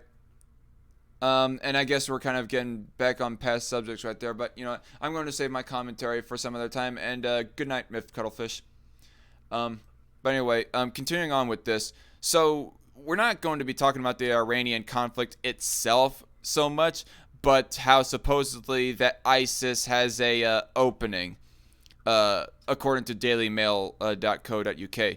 As the title of the article goes, ISIS welcomes the death of Iran's Qaseem Soleimani and declare it an act of divine intervention that will let them regroup in Iraq.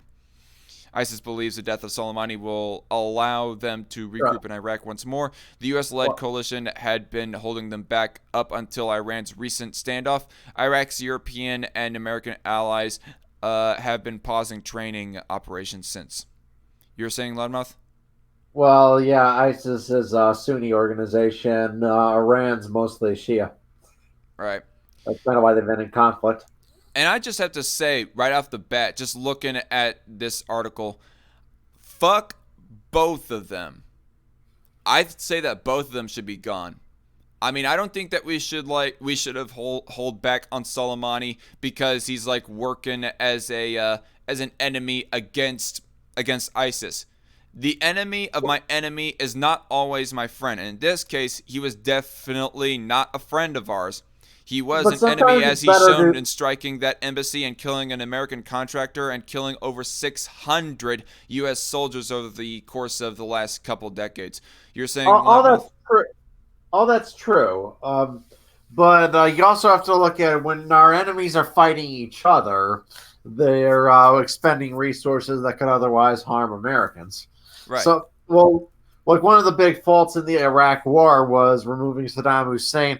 Saddam Hussein may have been a brutal, evil son of a bitch, but he was an enemy of the Iranians, and the Iranians fighting Iraq was kind of limiting both their power. And clearly, what Iran's trying to do now is, in the absence of a strong Iraq, they want to be able to control Iraq and control the region. They've been working towards that goal for over 40 years. Right. I do want to add the caveat that if an enemy of ours is not actively attacking us and really they're just actively attacking another enemy of ours, well then there's no real need to to intervene and kill said enemy. But in this case, they were not just leaving us untouched whilst fighting another enemy of ours. They were attacking us. They were attacking our embassy. And that required retaliation. So Trump made the right move there. But it's just a general principle. Yeah. It is important to note that. You got to look at like the politics of the region. Yeah, we take out this one guy who, we may not like him, but who's going to replace him? It could be somebody worse. Exactly. Or who is this guy fighting with? They could be people worse than him. Yada yada yada. There's so many complex variables. Yeah, it's quite important that we lay out all nuance and principles regarding to military interaction, because I know that the last video that I posted talking about how I am glad that Soleimani got killed, that did not get received very well. I mean, relatively speaking to the rest of my videos anyways, I mean, it still has like a better rating than, than it's still got an overall positive rating, but still. So who knows? I might get some backlash for this. I mean, particularly from the more stricter non-interventionists in my subscriber base. But anyway, let me get updated on the chat. And hello, Lonely Wolf, in the chat. After the assassination of Soleimani, the head of the Iran's elite Quds force, Quds, however you pronounce that, the U.S.-led coalition tasked with holding back ISIS in Iraq paused all operations, turning itself instead on Iranian aggression directed towards America.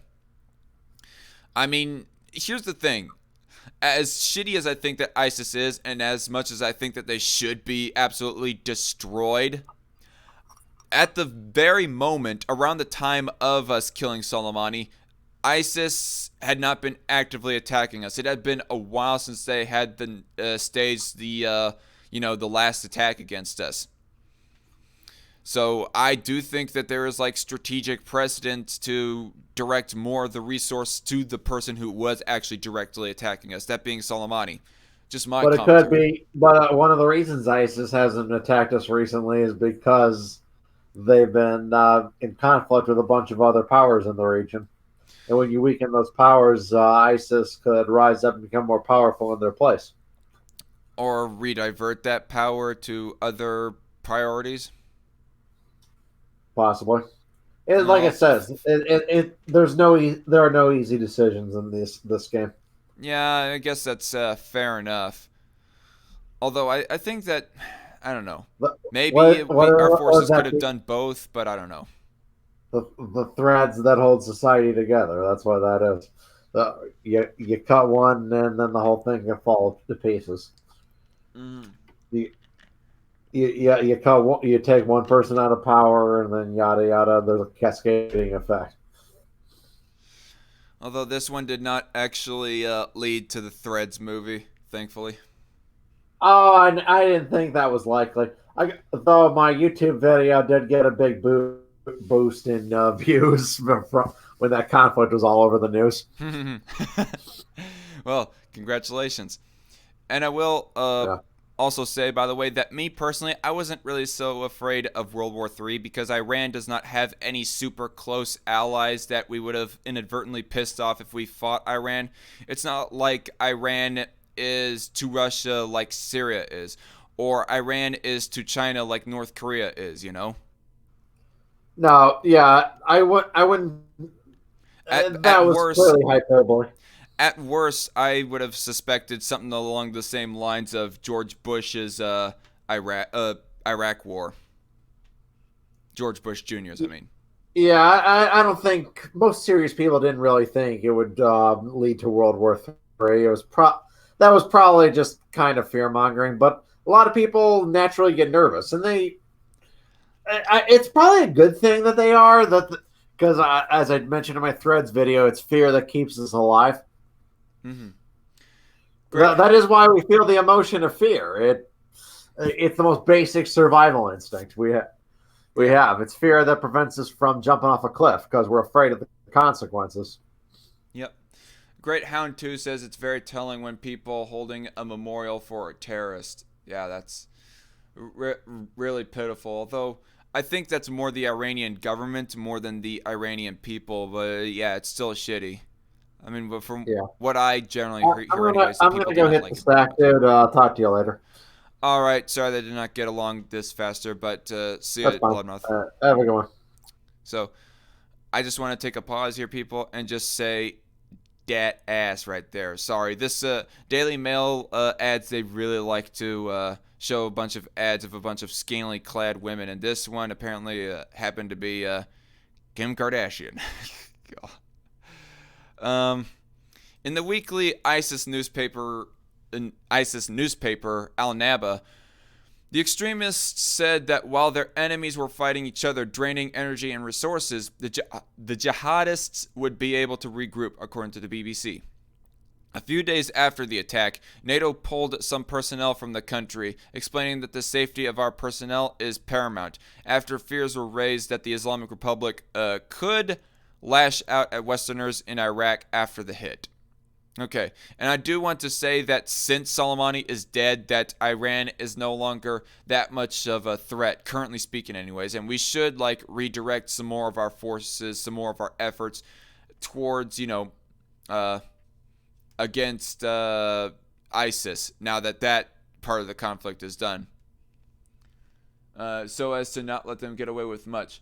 Although, if we could, I would like both destroyed, really. Soleimani, which Soleimani is dead right now, and the and ISIS, both. Germany extracted all military training personnel from Iraq to Jordan and Kuwait. These These personnel, along with other European allies, were in Iraq tasked with training the country's security forces to stop the extremists regrouping in the region after they were finally vanquished in December 2017. I mean, that seems to be a little bit of a moot point right there. I mean, didn't Iraq kind of want us to get out of the country anyways? I mean, because if that is really the case, well, then it's probably for the best that we got out of Iraq, even whether or not it was just for the spur of the moment response to Soleimani. Despite the recent lull in aggression from both Iran and U.S. President Donald Trump, Iraq's Shia militias have pledged to avenge Soleimani's death.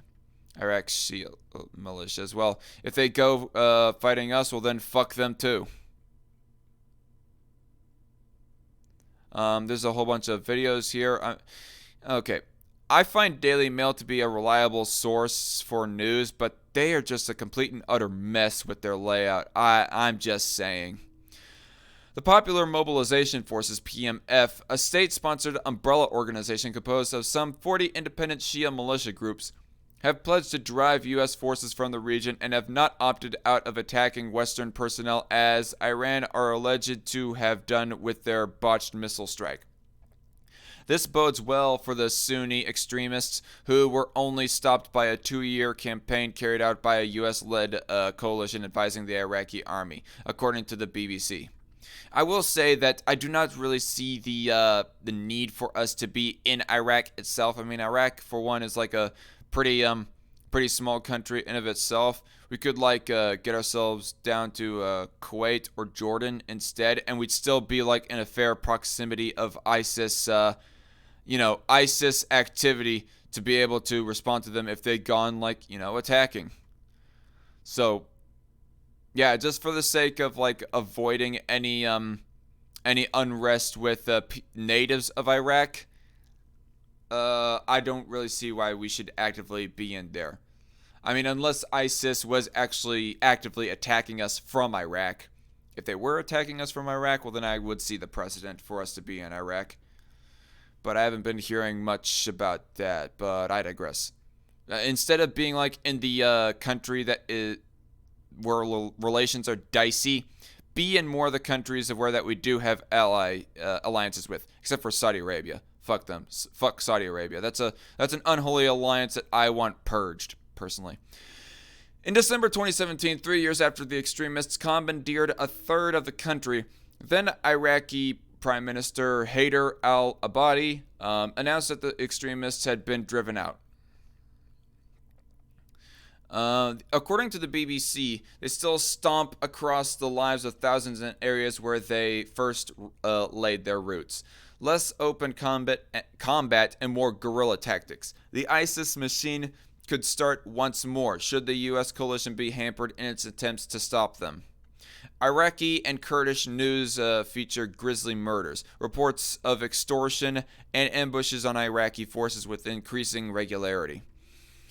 Those Iraqi security forces who developed into a semi-elite fighting force because of U.S. and European training are now in a difficult position since the U.S. coalition paused its operations. And I do want to say that I do give every ounce of my verbal support, at least verbal support anyways, to the Kurds fighting against ISIS. Because not only are they fighting against ISIS, but there's also the fact that they allow females to fight in their ranks. And it's not the fact that they happen to be female as to why that I praise the Kurds. It's because of the fact that ISIS, if they were to get killed by female, apparently according to ISIS's denomination of Islam, if they are to get killed by a female, they are definitely doomed for hell in of itself, which is kind of funny.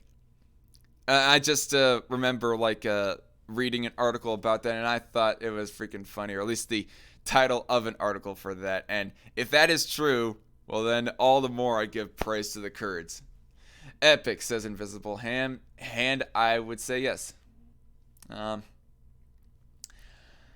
Invisible Hand also says, makes you wonder if Islam would be better off if a reformation took place. Christianity and Judaism had them. Yeah. I would say that'd be for the best if Islam was to have a reformation. And Crusaders in the chat. Hello, Crusader. He says, fuck Iran, and I cannot sympathize more. I think the Iranian people were there more as a requirement by their government, says Invisible Hand, referring more to the memorial done for Soleimani, I think. That's why they hate Israel, LOL, says Reckless Trucker. I think he's referring to my comment about how ISIS believes that if you get killed by a woman, you're damned to hell. Anyway. The BBC reported that once ISIS took control of Mosul in 2014, the PMF were rallied by Soleimani and Iraq's chief cleric, Grand Ayatollah Ali al-Sistani, who told them to drive the fight to the Sunni extremists. Since then, the PMF went on a brutal campaign of reaping against the Sunni extremists. According to the BBC, the death of Soleimani would have been a sight to celebrate for the headliners. Yep, I agree. Okay. Share or comment on this article. ISIS, welcome. Okay, I think that's the end of the article, but just scroll down here just to make sure. Yeah, I'll get into the comment section. So that is, in fact, the end of the article. And I do have to say that it was very enlightening. It was very informative as to how that, to all the strict anti-interventionists, that yes, we have killed one enemy, and that kind of gave an opening to another enemy. But to all the strict anti-interventionists, I mean, sorry if this makes you want to dislike my stream right now, but I don't really care that much. If an enemy is actively killing us, that being Soleimani, then fuck them. And we'll take ISIS, who sees an opening, we'll take them as we go. Okay? Alright. Alright, so moving away from foreign policy subject, we're going to be talking about healthcare, as according to Washington Examiner, Trump chips away at Obamacare. Now, this is interesting right here, because typically Trump has been kind of lackluster, if not outright failing, of trying to be any somewhat economically libertarian. He cut a whole bunch of EPA regulations, but I hear that that apparently there were some midnight regulations that kind of overdid the cutting that he did. So that's a disappointment in of itself, although I would have to research more into that. And as far as his tax plan goes, as much as I like the tax cut itself, there's still the fact that there was like an expiration date for the middle and lower class income tax cuts. And yes, there is a tax cut for middle and lower class people. Anyways, either there's a tax cut or there's no change in tax rates for them. Either way, I don't care what Tim Horn likes to say.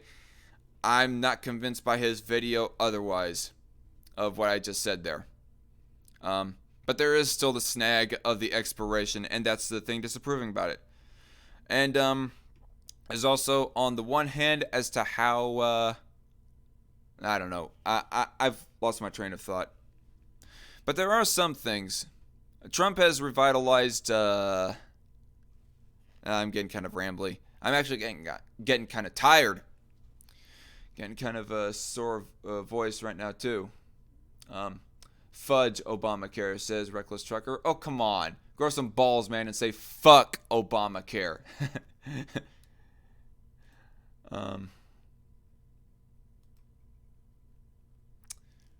I also want to say, Invisible Hand, welcome to the program. I think that you are a new viewer.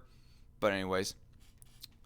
Trump chips away at Obamacare. Let's inform ourselves. President Trump struck a blow against his predecessor's health care law by signing government funding legislation Friday that repealed major Obamacare taxes. All right. Trump signed the bill only 2 days after a major court decision on Obamacare that left the law in limbo until after the 2020 election.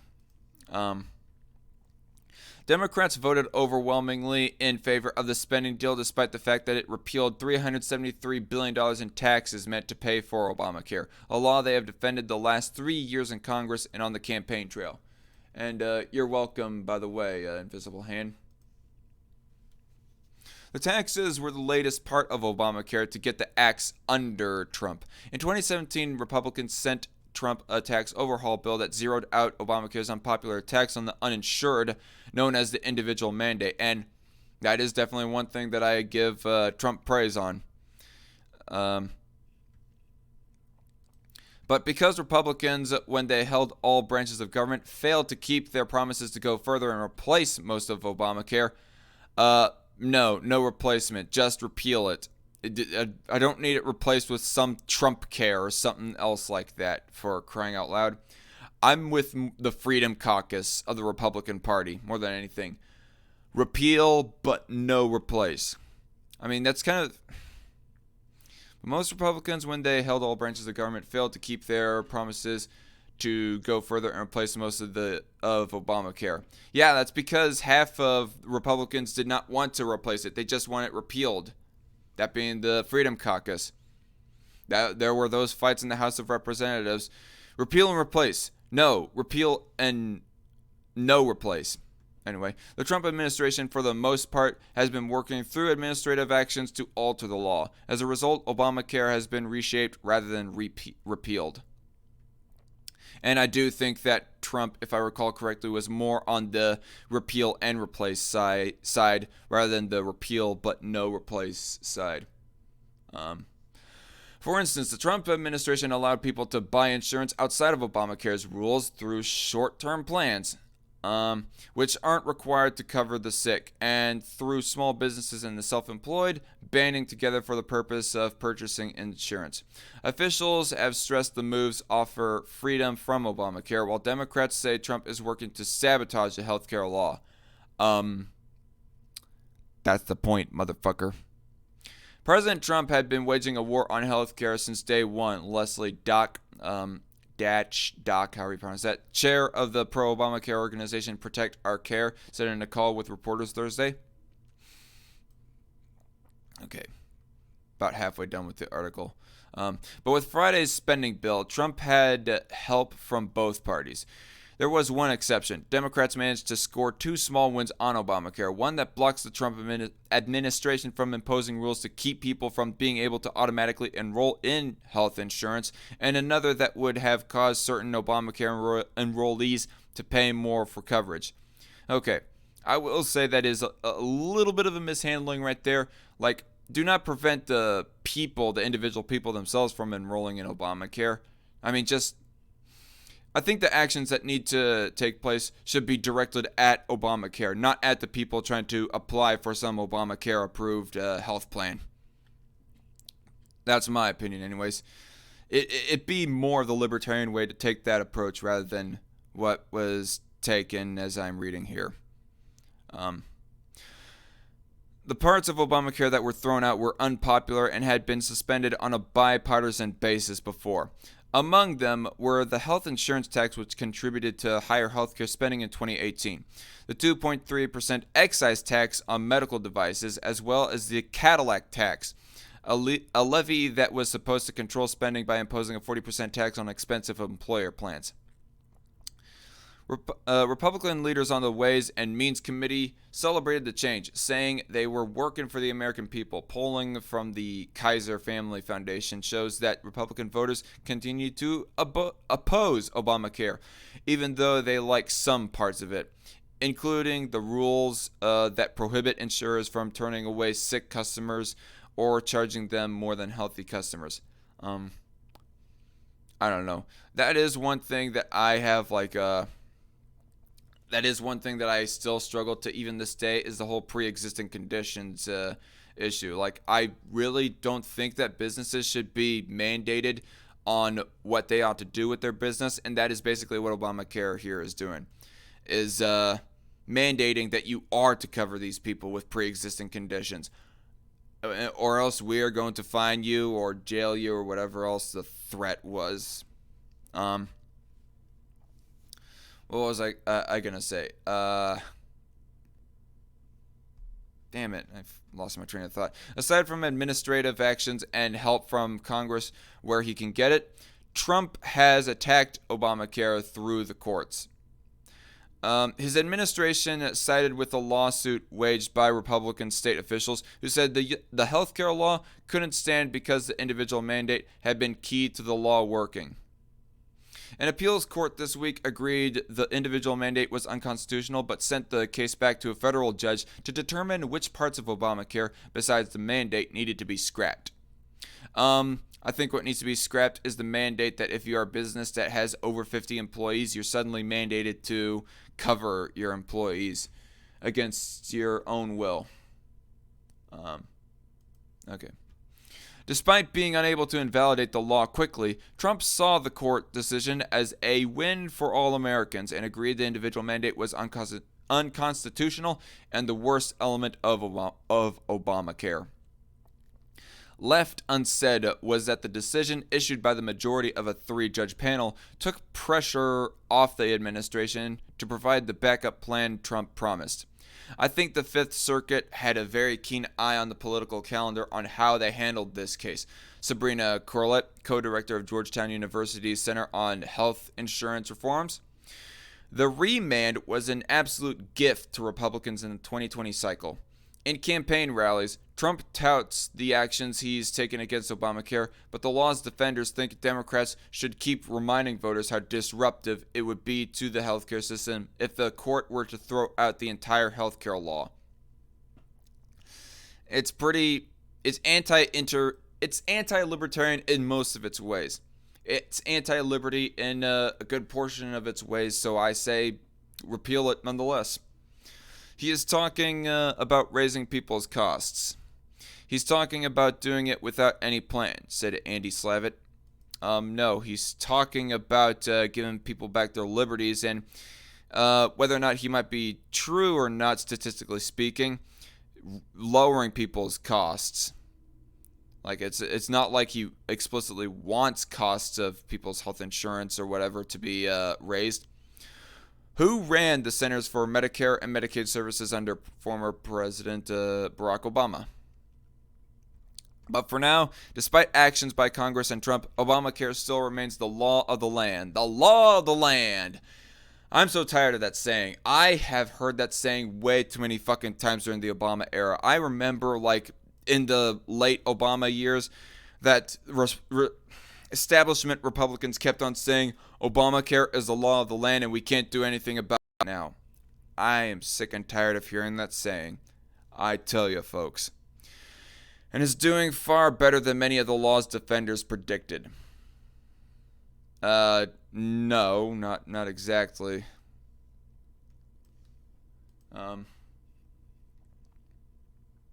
As if the law wasn't disruptive in the first place, this reckless trucker. Yeah. And as if costs weren't cheaper beforehand. Yep. That has led to mixed messages. Corlett noted that even though the administration has been attacking Obamacare, officials also celebrate it as an accomplishment when the law does well. I feel a lot of dissonance coming from this administration with respect to what they want to do with the Affordable Care Act, she said, using the formal name for the law. I got you, Captain Obvious, that's the formal name of the law. She noted the administration wanted to take credit when Obamacare premiums went down and put out a rule that would help more people enroll in Obamacare. It's not always totally clear what the big picture policy is, she said. I will say that I do not know the exact citation and numbers about costs of Obamacare or whatever, or at least I cannot remember it offhand anyways. And I do want to say that because Washington Examiner left those claims about how Obamacare supposedly made things cheaper, that because they left those claims open, that's kind of a sign of how unbiased Washington Examiner is. I mean, Washington Examiner almost seems to have more right-leaning writers than left-leaning writers, but they still have their share of centrist or even left-leaning writers. So that's why I trust Washington Examiner.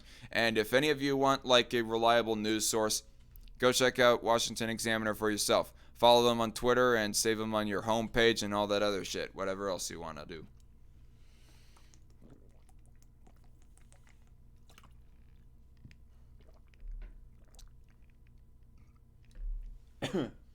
I mean, heck, Washington Examiner was like one of the few news sources to call out Brett Kavanaugh's anti-privacy positions of how he's for NSA spying, pretty much. NSA phone tapping. All right. So, last article of the day, folks. This is the one you have all been waiting for. The real lolcow response bait of tonight. And that being, does your child listen to loud, heavy rock music? He might be a neo-Nazi. Alright, so I saw like a mere screen cap of this title article like only just recently on Twitter in a group chat that I'm on. And so that kind of gave me the idea to want to respond to this. I thought this article was much more recent than 2017, but I'm still gonna read it because hey, why the fuck not? It's pretty entertaining. You guys remember the story of the senator that wants to ban phones for kids under 21? Says Squarehead Samuel. No, I do not, Samuel. And nice for you to join the chat. It's been a little bit, Samuel. Anyway, responding to the lulz here. Does your child listen to loud, heavy rock music? He might be a neo-Nazi. Just off the surface, this is pretty stupid, but let's go on. According to Calgary police, if you listen to heavy rock music, you or your child could become a neo-Nazi. Wow. The police are being rather slanderous, it seems. Not just the riders, but the fucking police are being smearful and slanderous. This is some real shitty stuff right here. Following the devastating events in Charlottesville, the music industry and tech companies have joined forces to work against hate. Okay, but is it legitimate hate, or is it just some milquetoast disagreements that they have that you're defining as hate, is my question in regards to that. But anyway, companies like Spotify have taken down white supremacist and neo-Nazi content from their platforms. Oh, like what? Give me an example. In addition, government officials have worked to raise awareness about the dangers of hate groups. Yet one organization has taken things just a bit too far. Oh, okay. I almost think that this article might be actually speaking out against the police rather than being in agreement with the police. So I might be wrong. I might have to eat crow and probably jump the gun. Well, let's continue. Titled Signs of a Child Being Part of a Hate Group, the Calgary Police Service issued a list of signs that worried parents should look for in their children.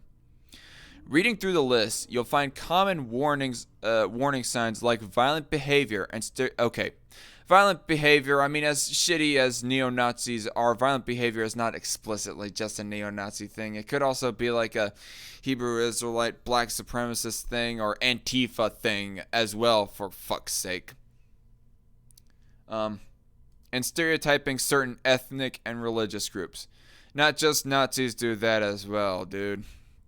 The police force also urged parents to remain vigilant for behavior such as children wearing or displaying Nazi propaganda. Okay, now that I will agree is kind of antsy.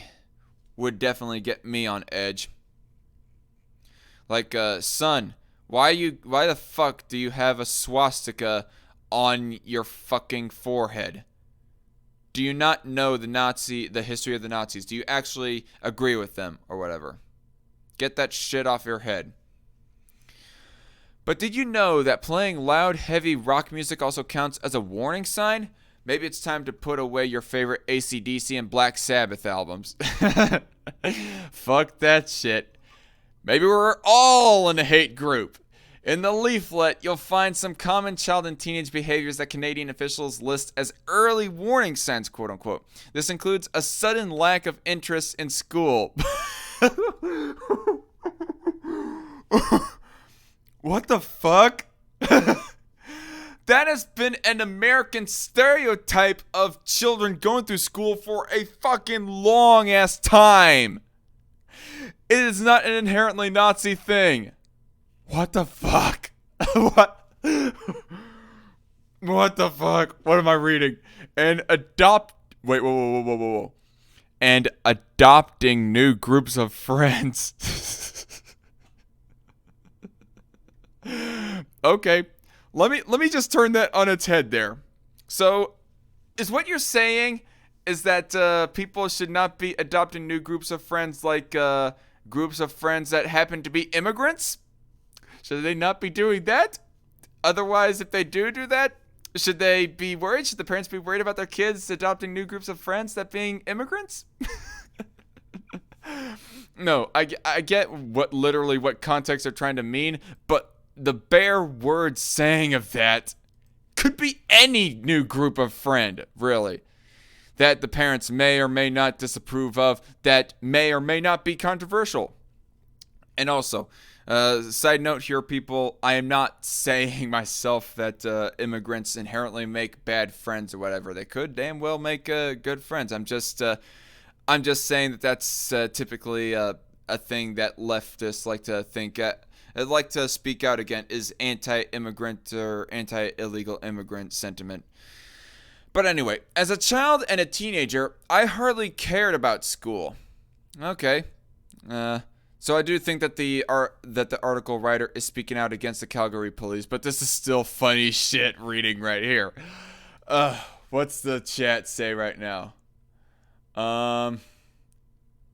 Remember the black Israelites and the Covington kids?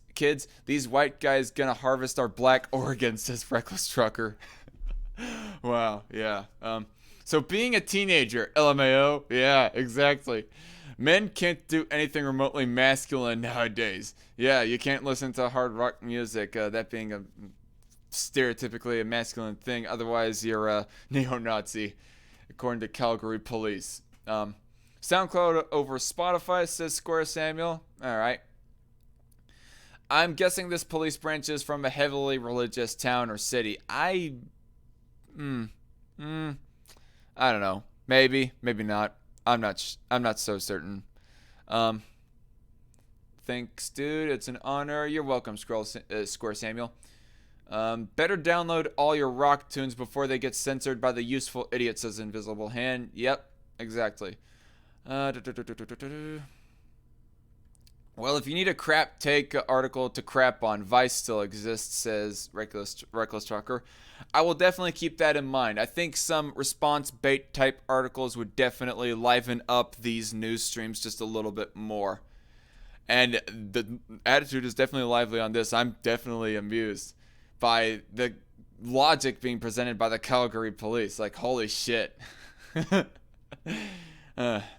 Son, why is your room filled with Nazi memorabilia and your computer filled with Hitler Rule 34?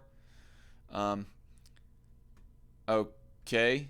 I think the context that Samuel is talking about is that plot twist, the Hitler Rule 34 and Nazi memorabilia is really just a bunch of hard and heavy metal type memorabilia instead.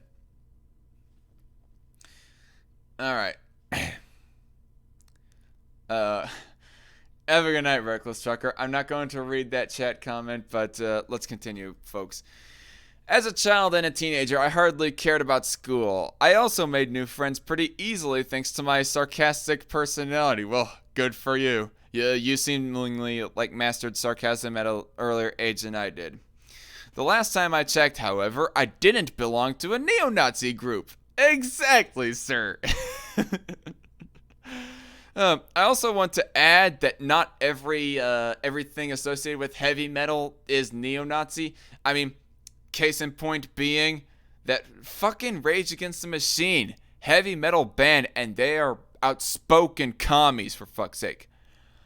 Disturbed, bunch of Bernie bros. What's another one?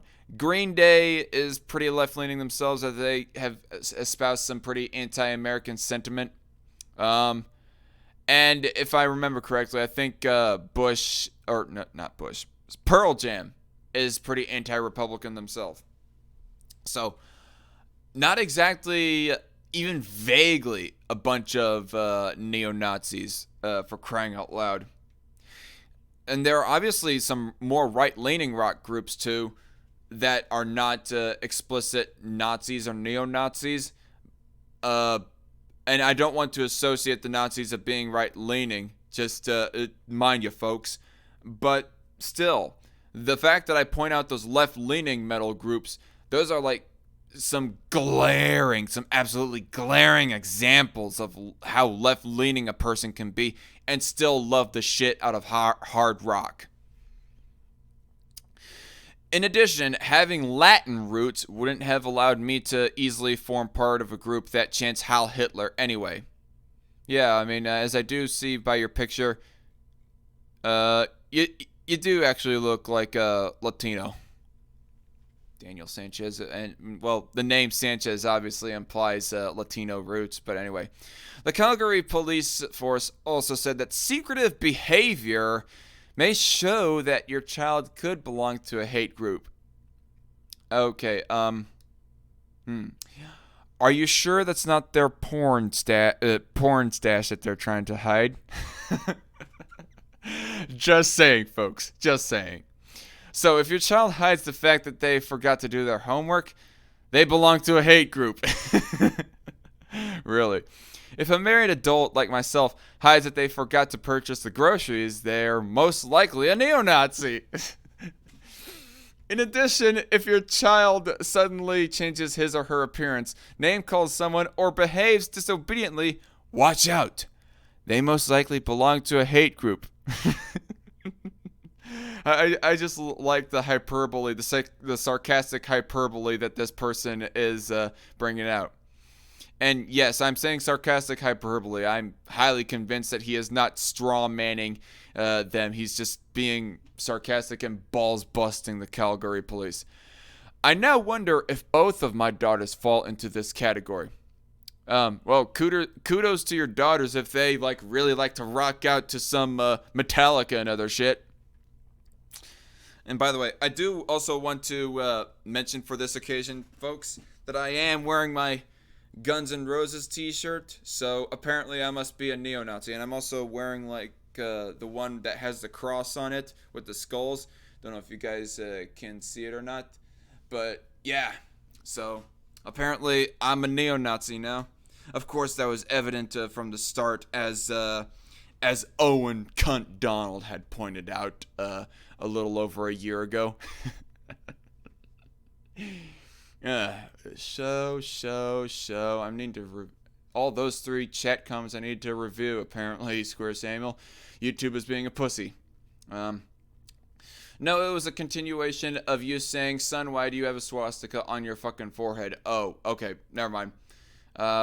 Green Day makes good ass jam, so does Pearl Jam, says Square Samuel. Yeah, no, I absolutely don't deny that. I mean, I like the shit out of Even Flow, and as far as Green Day goes, I freaking hate American Idiot, to be quite honest.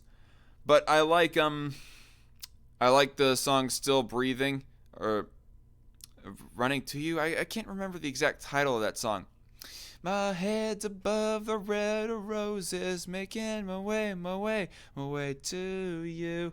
The song that goes something like that, whatever it is. My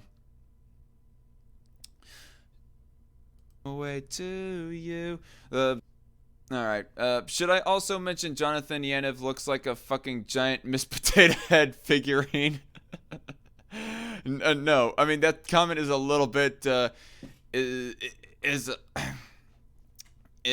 little bit of a late comment, but yeah, you're not wrong. You're not wrong, Samuel. Also, do you or your child listen to Metallica, Led Zeppelin, AC/DC, or Black Sabbath? Playing heavy rock music with violent lyrics is listed as one of the clearest signs of belonging to a hate group. And see you later, Invisible Hand. Thanks for joining in on the stream. Signs of a child being part of a hate group. If your child is involved in a hate group, these early warning signs may be a clue. Sudden lack of interest in school. Well, I already laughed at that a little bit earlier. Adopting new groups of friends and staying out late without any explanation. They're apparently they're not just partying for the fun of it and trying to pick up chicks. Apparently they're out partying with a whole bunch of skin-headed neo-Nazis and trying to pick up a dark person hating white chick. Apparently. Oh god, this is stupid. Violence or secretive behavior. That's not explicitly neo-Nazi either. Overt hostility to parents and family, disobedience, rudeness. Okay, now that is fucking stupid right there. Children have been hostile to parents since the beginning of time, for fuck's sake. The Bible has plenty of stories of children being hostile to their own parents, for crying out loud, long before the idea of Nazism was in existence. Are you fucking kidding me? Racist graffiti, drawings, and doodling. Okay, I'll give that one. Playing loud, heavy music with violent lyrics. Okay, so apparently the one song from Snoop Dogg of where that he envisions killing Donald Trump, apparently that's, if you listen to that, that's a sign that you're a neo-Nazi. Oh, or no, it could be a sign that you're possibly an Antifa person that wants President Trump dead or something. Instead, again, the rules here being set are just absolutely stupid. Actually, in all seriousness, I don't really think that if you listen to Snoop Dogg that you are automatically Antifa or want Trump dead or any of that other bullshit. I'm just saying that it would be more akin to that than somebody being a neo-Nazi that wants dark-colored people dead. JC Armitage says, oh dear, did I join at a really bad time? No, on the contrary, JC Armitage, we're just reading some really low-hanging fruit right here. Stereotyping and scapegoating of certain groups. Yeah, including if you're doing like a comedy skit, people. Apparently, Gabriel Iglesias, Eddie Griffin, and Dave Chappelle, they're all neo-Nazis, people. Even though the neo-Nazis want their types dead.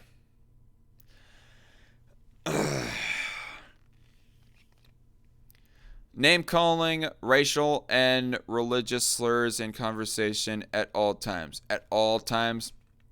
Okay, I will grant that if somebody is like literally and unironically just calling black people a bunch of filthy niggers, well then that's a sign that they are racist. Just FYI. But the first part of that, yeah, it's just kind of stupid. Well, stereotyping, not so much. Scapegoating, I guess a person could argue that is a bit of a negative thing right there. Scapegoating of certain groups. But stereotyping, yeah, anyways. Making racist or bigoted comments about minorities, immigrants, or foreigners. A marked repugnance to consider certain ethnic or religious groups as fully Canadian or even human.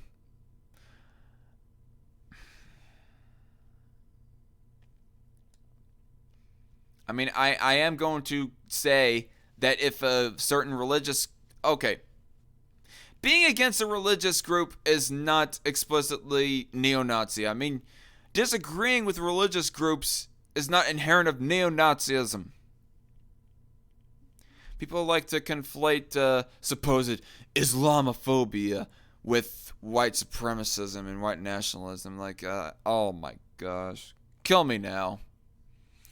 Wearing or displaying Nazi propaganda and symbols such as swastikas or the Iron Cross in our military clothing and paraphernalia. Okay, I will grant that one to them, except for maybe the Iron Cross, because I have heard some other arguments that the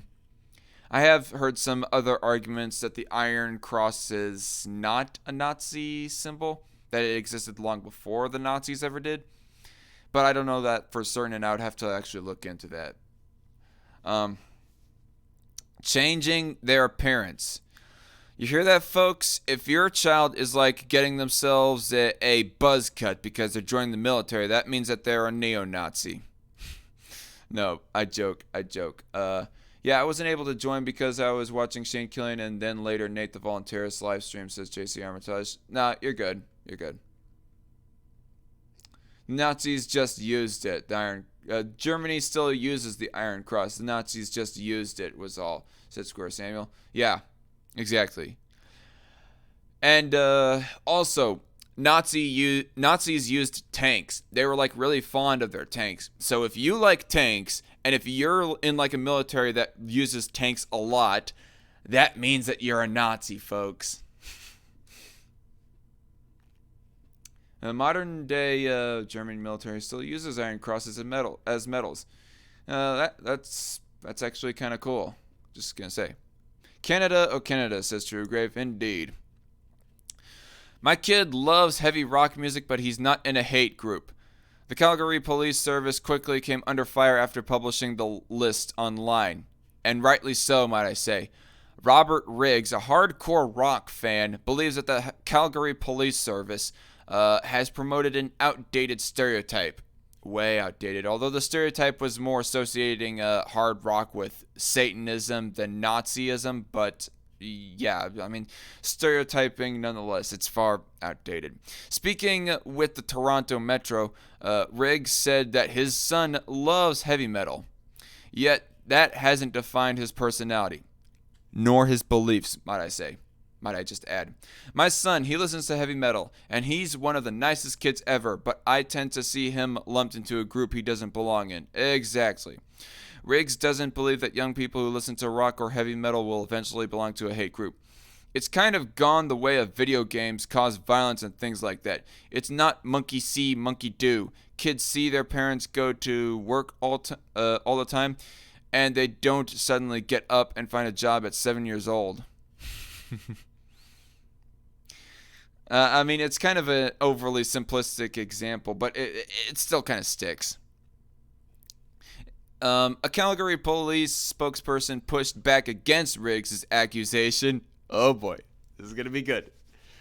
Let's see what we read here. Corwin Odland said that research showed that listening to heavy rock music is a common trend among hate groups.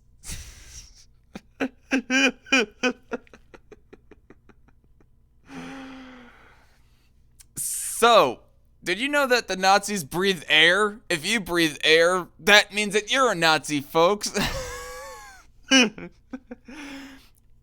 It's a common argument of Hitler loved dogs. You like dogs, you're a Nazi. We're not saying all people who listen to rock music are part of hate groups. Bullshit!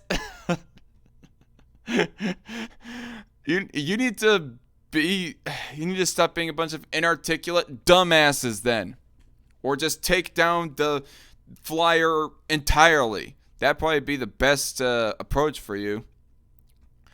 But there tends to be a correlation. What correlation? Do the stats actually say that a super majority of people that listen to hard rock are neo-Nazis? I want to call bullshit on that, if that's what you're implying there. People who are involved with hate groups tend to be involved in that kind of music. Fuck you. I don't care. I'm still going to listen to my rock music, and so is everyone else. And they are not going to be like Nazis. This is just... Man. This is just slander of the highest order. From a source of authority, y'all. Odland added that people shouldn't take the point by itself.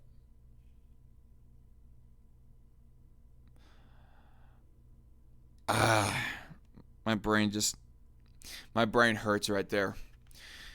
Rather, they should contextualize it with other items on the list. Fuck you. Fuck you. The statement itself says that they might be a neo-Nazi if they're playing loud, heavy rock music with violent lyrics. I mean, if you're saying that it requires them to do all these things, there's cause of suspicion that they might be in a hate group. That in of itself is dumb, because I don't need to take all those things and say, yeah, my kid might be a neo-Nazi.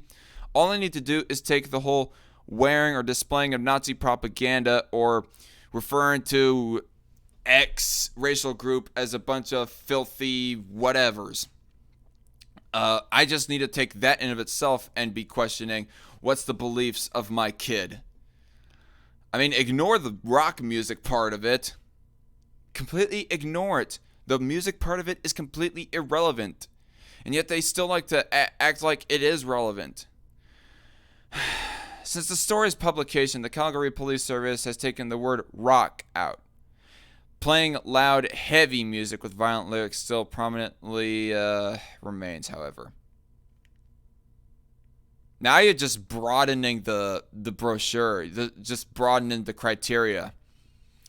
I mean, it could be like loud, heavy, classical music even, or new times. Or how about loud, heavy, rap music with violent lyrics? You did not make things any better for yourself, Calgary Police. Holy shit, what a bunch of dumbasses. You can check the Calgary Police Service's website here. You can also find the original unedited image featuring loud, heavy rock music below. And that is the end of the article. And I am done, folks. I am tired. I am fucking ready to get myself some dinner and rest my voice and rest for the rest of the night. It is actually almost 10 p.m. here in Central Standard Time. And I still plan on going to the fucking gym first thing in the morning right before work. Because I'm a try-hard motherfucker that likes to live life to the fullest. But let's see what is going on in the chat before I cut the stream. Idaho is weirder. It's the potato state. They salute the potatoes. Or was it Iowa, says Score Samuel. Okay. Jesse Armitage, this is a comment that's more relative to the current subject. The only kind of pro-Nazi music out there is a super obscure subgenre of black metal. An obscure subgenre within an obscure subgenre. Not something little Jimmy is going to find while browsing Facebook. Yeah, exactly.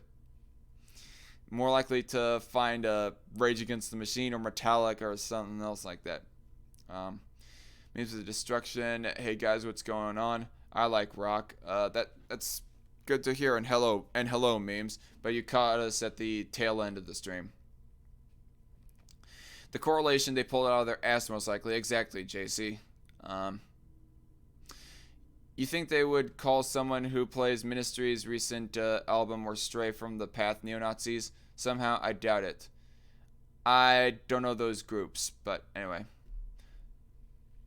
I like ya, fam. Central Time gang, says Square Samuel. Well, okay. Thank you, Square Samuel. But, yes. Big butt. I like big butts and I cannot lie. No, I'm not gonna go there. But, anyway. That's all for this stream, folks. We have reviewed a whole lot, and I hope you liked the stream. We covered a wide variety of topics. So I might make some highlights from this stream, but I'm definitely going to download the stream, especially for how I reamed against Jonathan. Both me and Loudmouth kind of did. Reamed against Jonathan. I misgendered Jonathan Yaniv. How dare I? I'm possibly going to get this stream flagged for supposed hate speech or whatever. But if anybody wants to claim that this violates YouTube's anti-hate speech laws or whatever, note, I am not spouting hatred against trans people as an entire general community. I am, if anything, I'm spouting hate against Jonathan Yaniv. But even that, I don't know. It seems like to be a bit of a stretch. And hello, S-Man. We're not going to be going on a whole lot longer, but anyway,